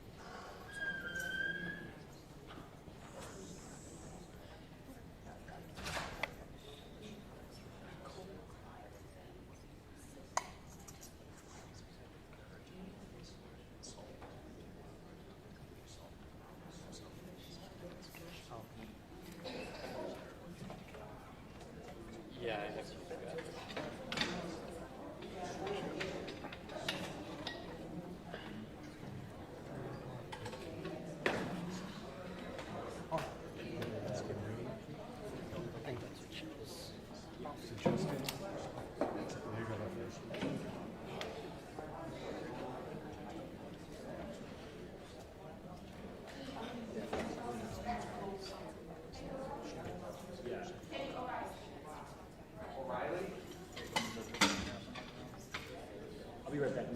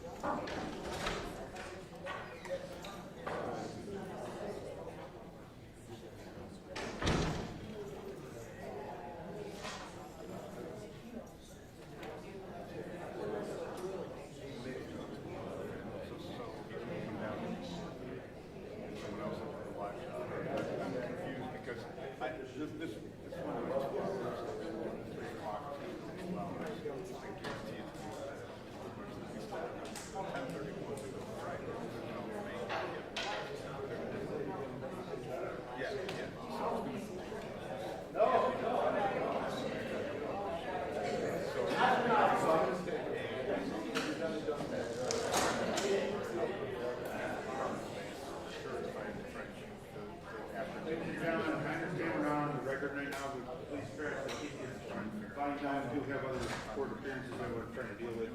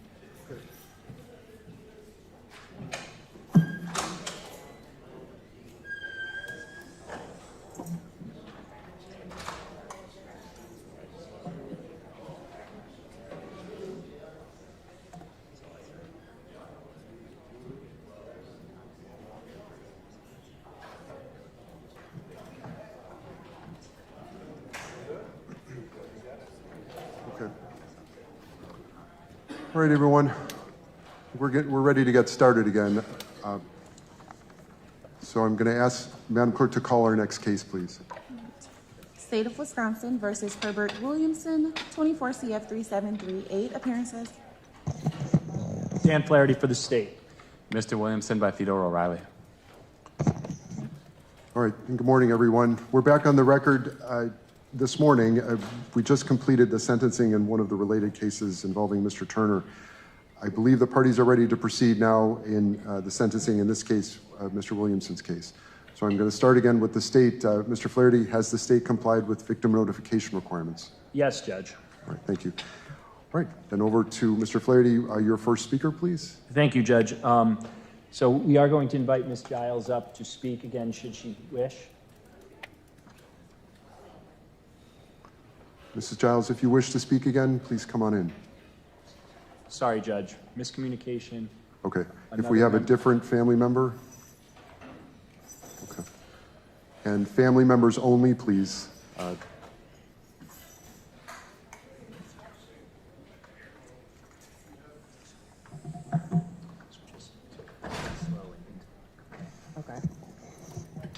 Miss, if you could please state and spell your name for the record.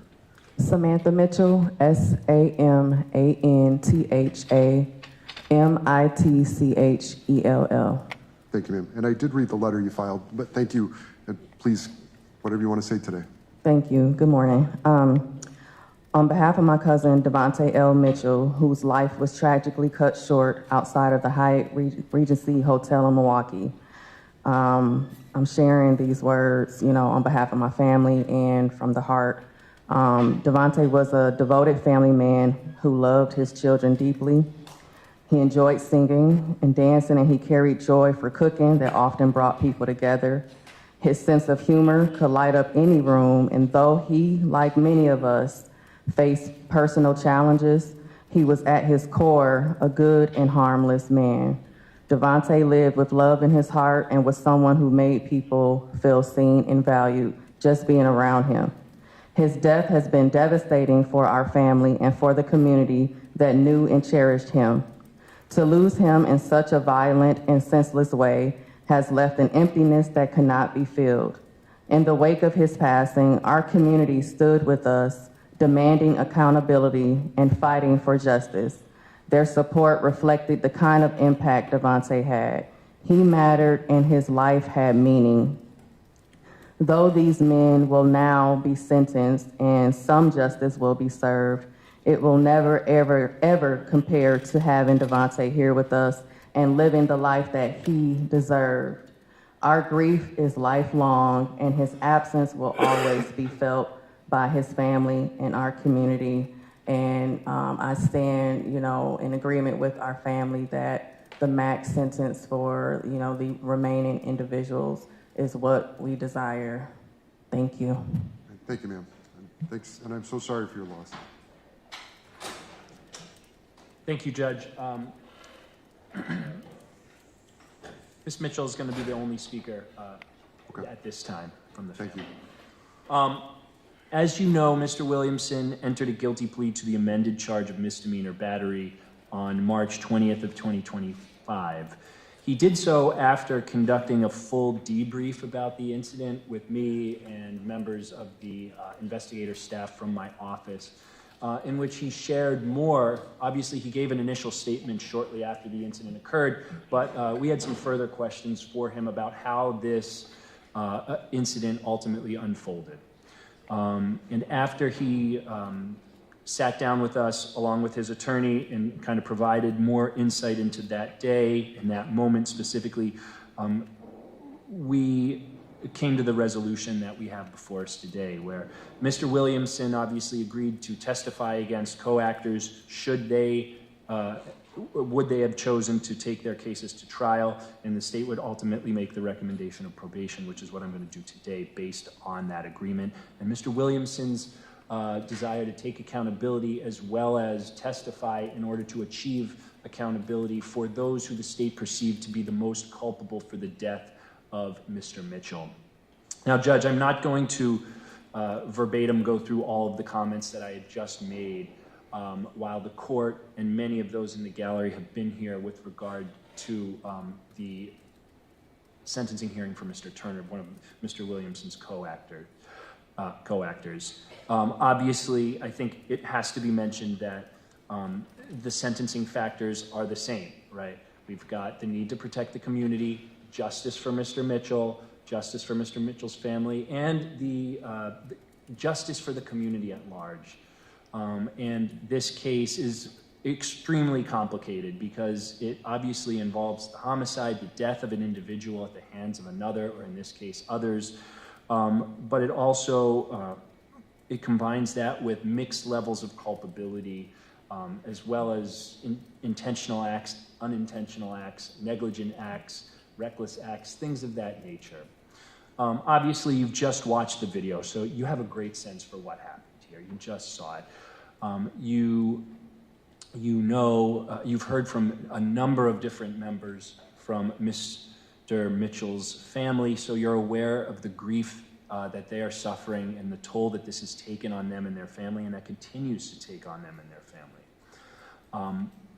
You observed in the video that this was a confrontation that began with Mr. Turner, that was escalated by Mr. Erickson, and at approximately 3 minutes and 45 seconds into the video, we see Mr. Williamson arrive outside of the hotel, right in the driveway. And at first he looks a little bit confused about what to happen. I think it's worth noting that Mr. Williamson doesn't have any training with respect to being a security guard. Mr. Williamson is a bellhop. He helps guests transport their luggage to their hotel rooms.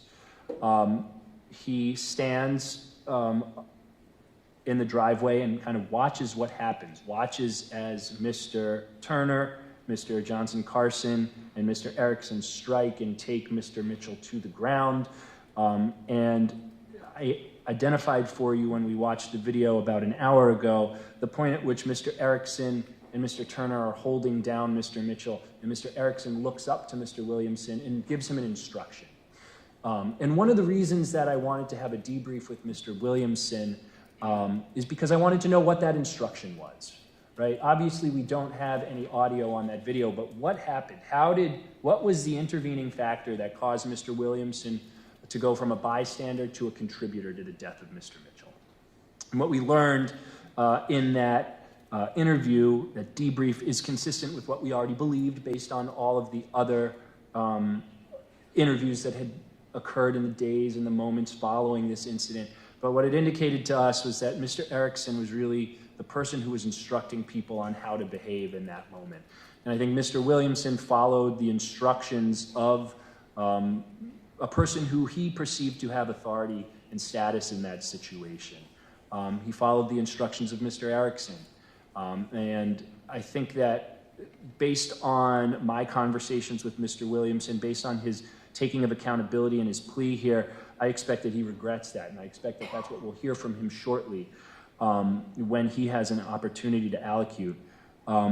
What we know is that Mr. Williamson helps hold Mr. Mitchell down, and ultimately that's what causes his death. We don't see Mr. Williamson participating in the beating of Mr. Mitchell, as we see with the other 3 co-defendants. We do see him placing a decent amount of his own weight onto Mr. Mitchell's back, which no doubt contributed to the restraint asphyxia, which is ultimately the cause of death for Mr. Mitchell. Again, I know we went through this last time, but I think it's important to note here as well. In the video, we see multiple batteries. We see multiple punches thrown, strikes, kicks, things of that nature. None of those are by Mr. Williamson. Those are difficult to watch, but ultimately those are not what caused the death of Mr. Mitchell. What caused the death was the fact that he was not given the opportunity to roll onto his side or onto his back. The medical examiner opined that the reason he died was because he was placed onto his stomach for too long. The medical examiner stated that even had he not had any force exerted onto his back from the 4 co-defendants, he still may have passed away due to the intervening factors, the substances and the medical conditions from which he suffered.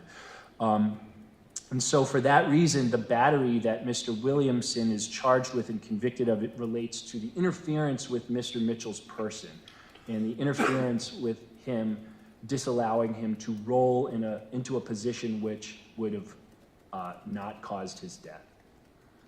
I think it's important to note that Mr. Williamson, while he does have a criminal record, it is quite dated. Both of his prior convictions are over 20 years old. He has a possession with intent to deliver THC from 2003 and carrying a concealed weapon from 2000. Mr. Williamson has obviously contributed to the death of Mr. Mitchell by restraining him in the position that he held. I went on at some length about the state's perspective on the different levels of culpability and criminal liability for all four of these co-defendants in my previous comments in Mr. Turner's sentencing hearing.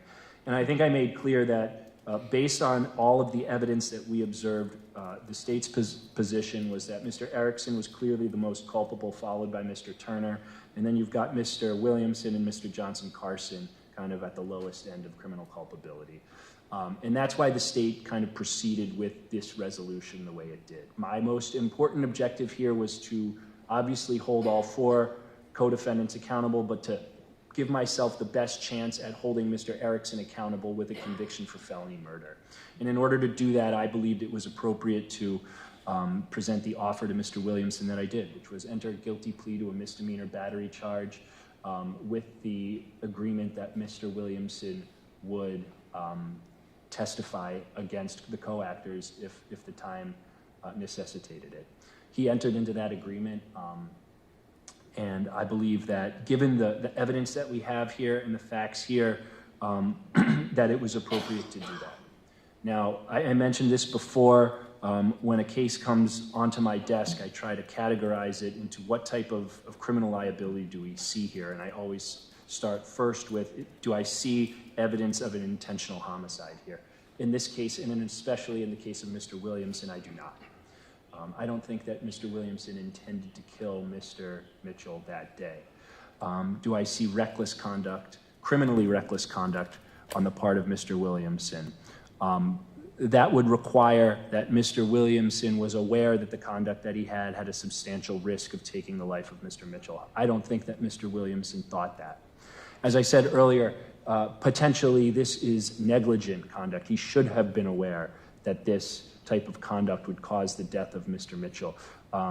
The evidence showed that Mr. Williamson had absolutely no training with respect to this type of incident. He was a bellhop, he was not a security guard, and he was receiving instructions from Mr. Erickson about how to behave in that moment. And so I think I previously stated that in the state of Wisconsin, we don't have negligent homicide unless the defendant has used a firearm or operated a vehicle negligently.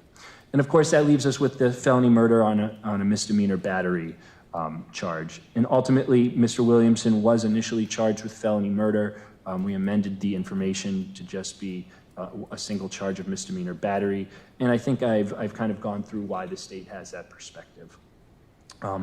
So with that, I just ask for the court to consider all the factors, consider the grief of the family and the loss of life of Mr. Mitchell, the permanence of the result here when fashioning the sentence. Thank you. Thank you. All right. Again, thank you for everyone who's made statements in both cases we've heard this morning. I'm going to move now to the defense. Mr. O'Reilly. Thank you, Your Honor. Defense joins in the recommendation of probation. I'm going to talk first a little bit about the offense conduct and just add some comments to what the state has already told the court. Then I want to talk about Mr. Williamson's character and then briefly a few closing comments. Like the state said, Mr. Williamson had no training in this sort of a security situation, restraining somebody. And it's basically visible on the video. I agree with the state. It's basically visible on the video that management directed him to get involved. It wasn't just Mr. Erickson. It was also his managers who managed him in his day-to-day duties as a bellman. This was not part of his job duties. He was not there working at the hotel to do this sort of thing. This was not expected. It's not something he asked for. This has been a horrible experience for Mr. Williamson. I think part of it too is that he feels very strongly, and I agree with him, that the Hyatt, the hotel, did not do right by him. They had him speak to their lawyer and then fired him quietly after they were sued over this incident. When the state asked to speak to Mr. Williamson, he agreed immediately. He answered all of the detectives and the prosecutor's questions and cooperated. He wanted to get this behind him from the beginning and wanted to clear this up. This is completely out of character for him. He has no significant criminal record, Your Honor. He's worked his entire life. He's had some of the most difficulty finding a job due to this case. Once the charge was changed and amended and he pleaded to it, he had a little bit better luck getting a job and applying.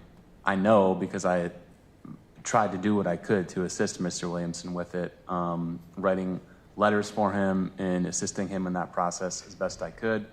He had a job at Checkers on Fond du Lac for a short period of time doing maintenance work, and he's now working at the Hilton as a dishwasher. He started in July. He's got his third paycheck coming up, and he wants to get back to his life and to being on the right track, the way he was for the past 20 years.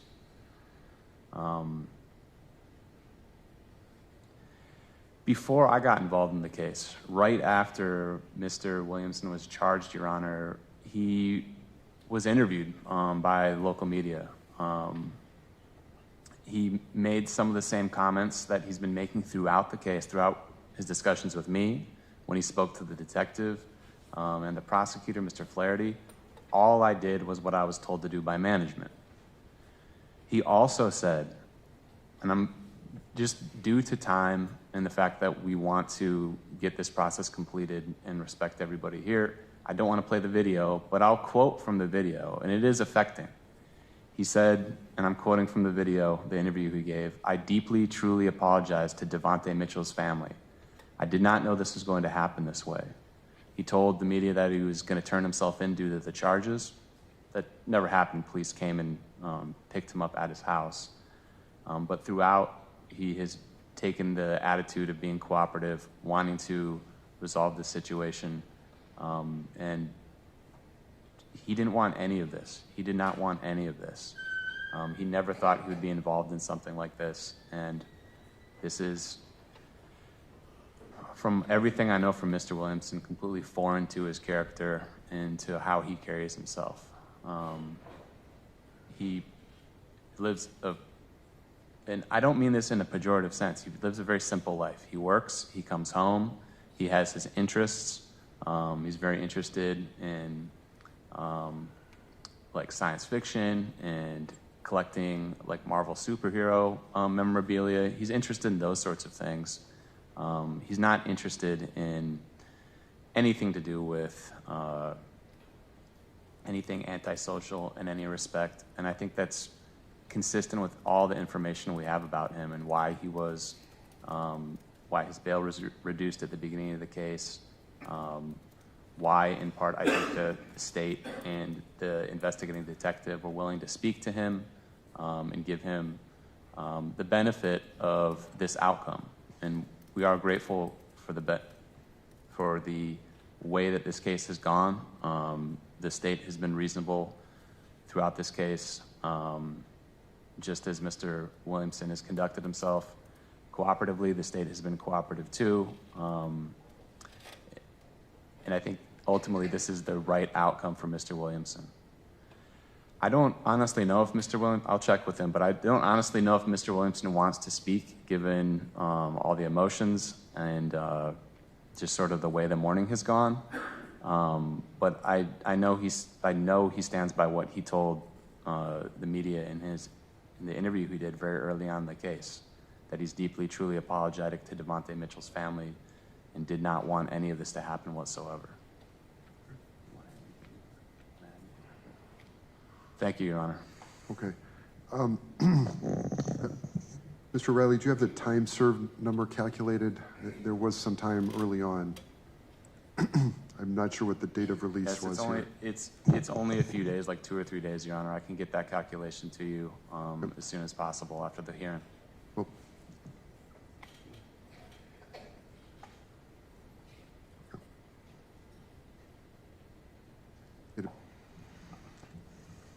one One moment.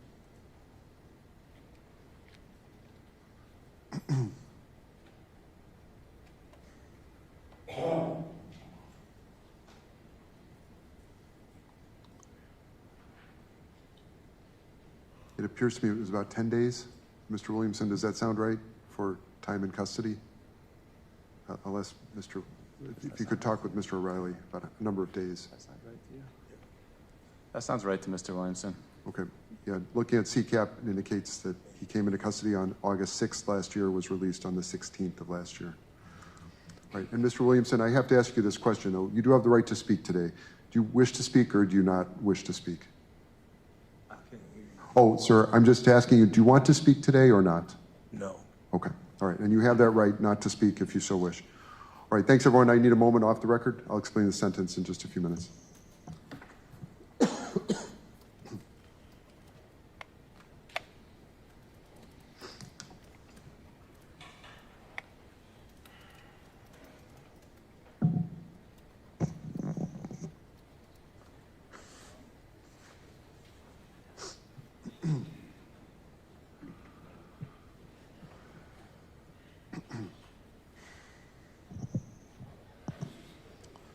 Okay, let's get back on the record.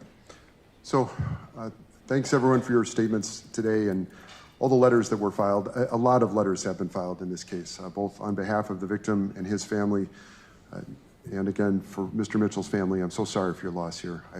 Nothing I can say can make this better for you.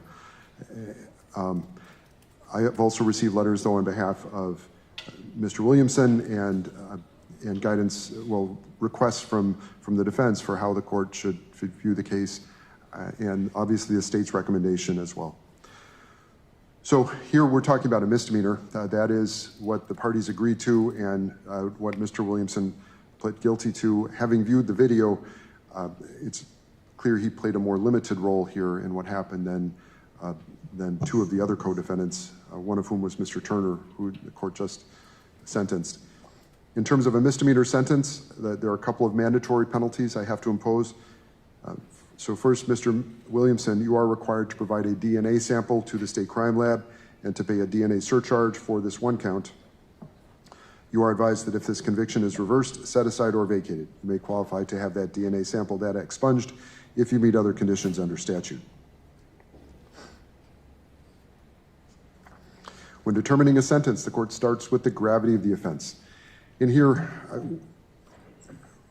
we have a terrible offense. 4 individuals were involved in causing the death of Devontae Mitchell. It's very clear, though, from the video and from what all the individuals who have given statements to the court, what they have said, and what's reflected in the complaint as well, is that Mr. Williamson played a very limited role. And the role he played was connected to his employment. He was working at the door of the Hyatt that day as a bellman.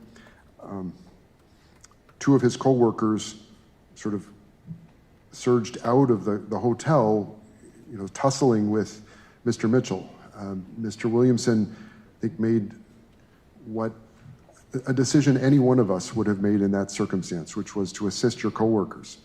You see your co-workers involved in a struggle with someone who, in Mr. Mitchell's case, he was, again, under the influence of methamphetamine and cocaine at the time, did not appear to be acting rationally, and continually tried to get back into the hotel when he had been directed to leave.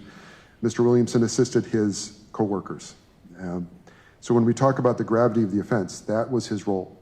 And the court has to look at what each individual did and how to come to a reasonable conclusion about what that individual's actions were and how they contributed to Mr. Mitchell's death. Here, it's clear Mr. Williamson's actions played a fairly limited role in causing Mr. Mitchell's death. Next, I look at his character and rehabilitative needs.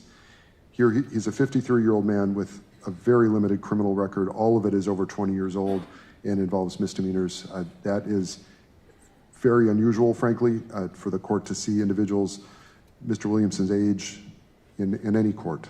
It's unusual to see men in their 50s in court. That is just a demographic that commits far less crime than much younger men, obviously. Those are the individuals we tend to see most often.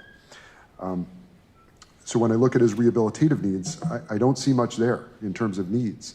He's a man who is at an age where he's been working steadily for many years. He has lived a very stable and pro-social life.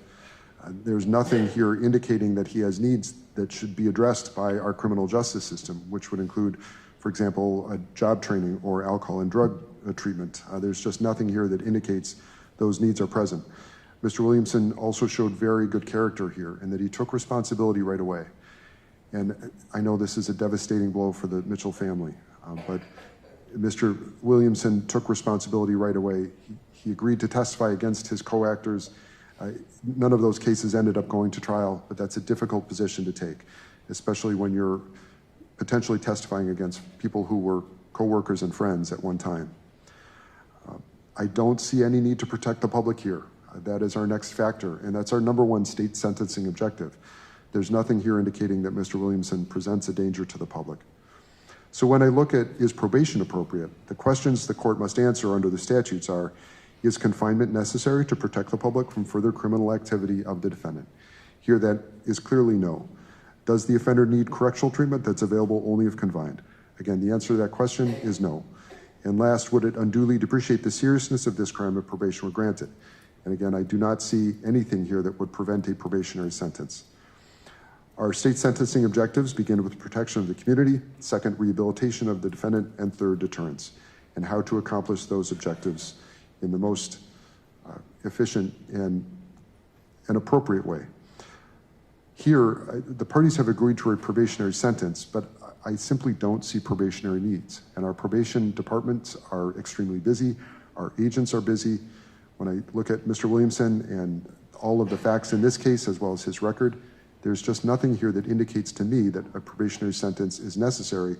Again, when we're talking about a misdemeanor battery charge, to which he has pled guilty. He has served 10 days. And so in this situation, the court is ordering a time served disposition. The court is ordering that Mr. Williamson serve 10 days. He has served those 10 days, and the court grants credit for those 10 days time served. The court is not ordering any restitution here. There's no specific claim filed. The court sets that at 0. The court is not ordering any fines. The court will waive all waivable costs. The court orders that Mr. Williamson pay all mandatory costs, surcharges, and assessments within 1 year of today's date.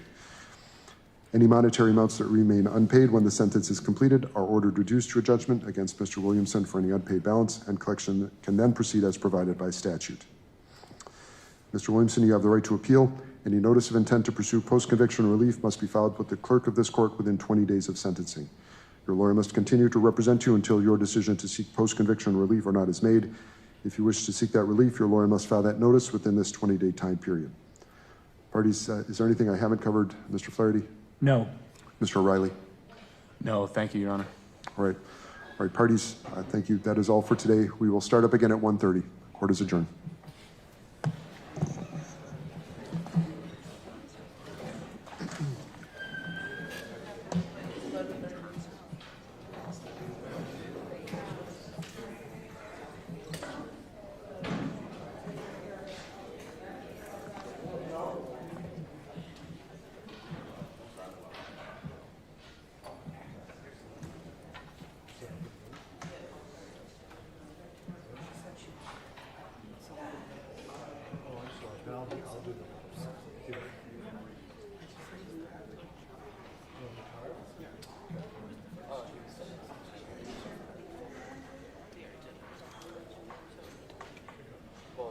Still technically.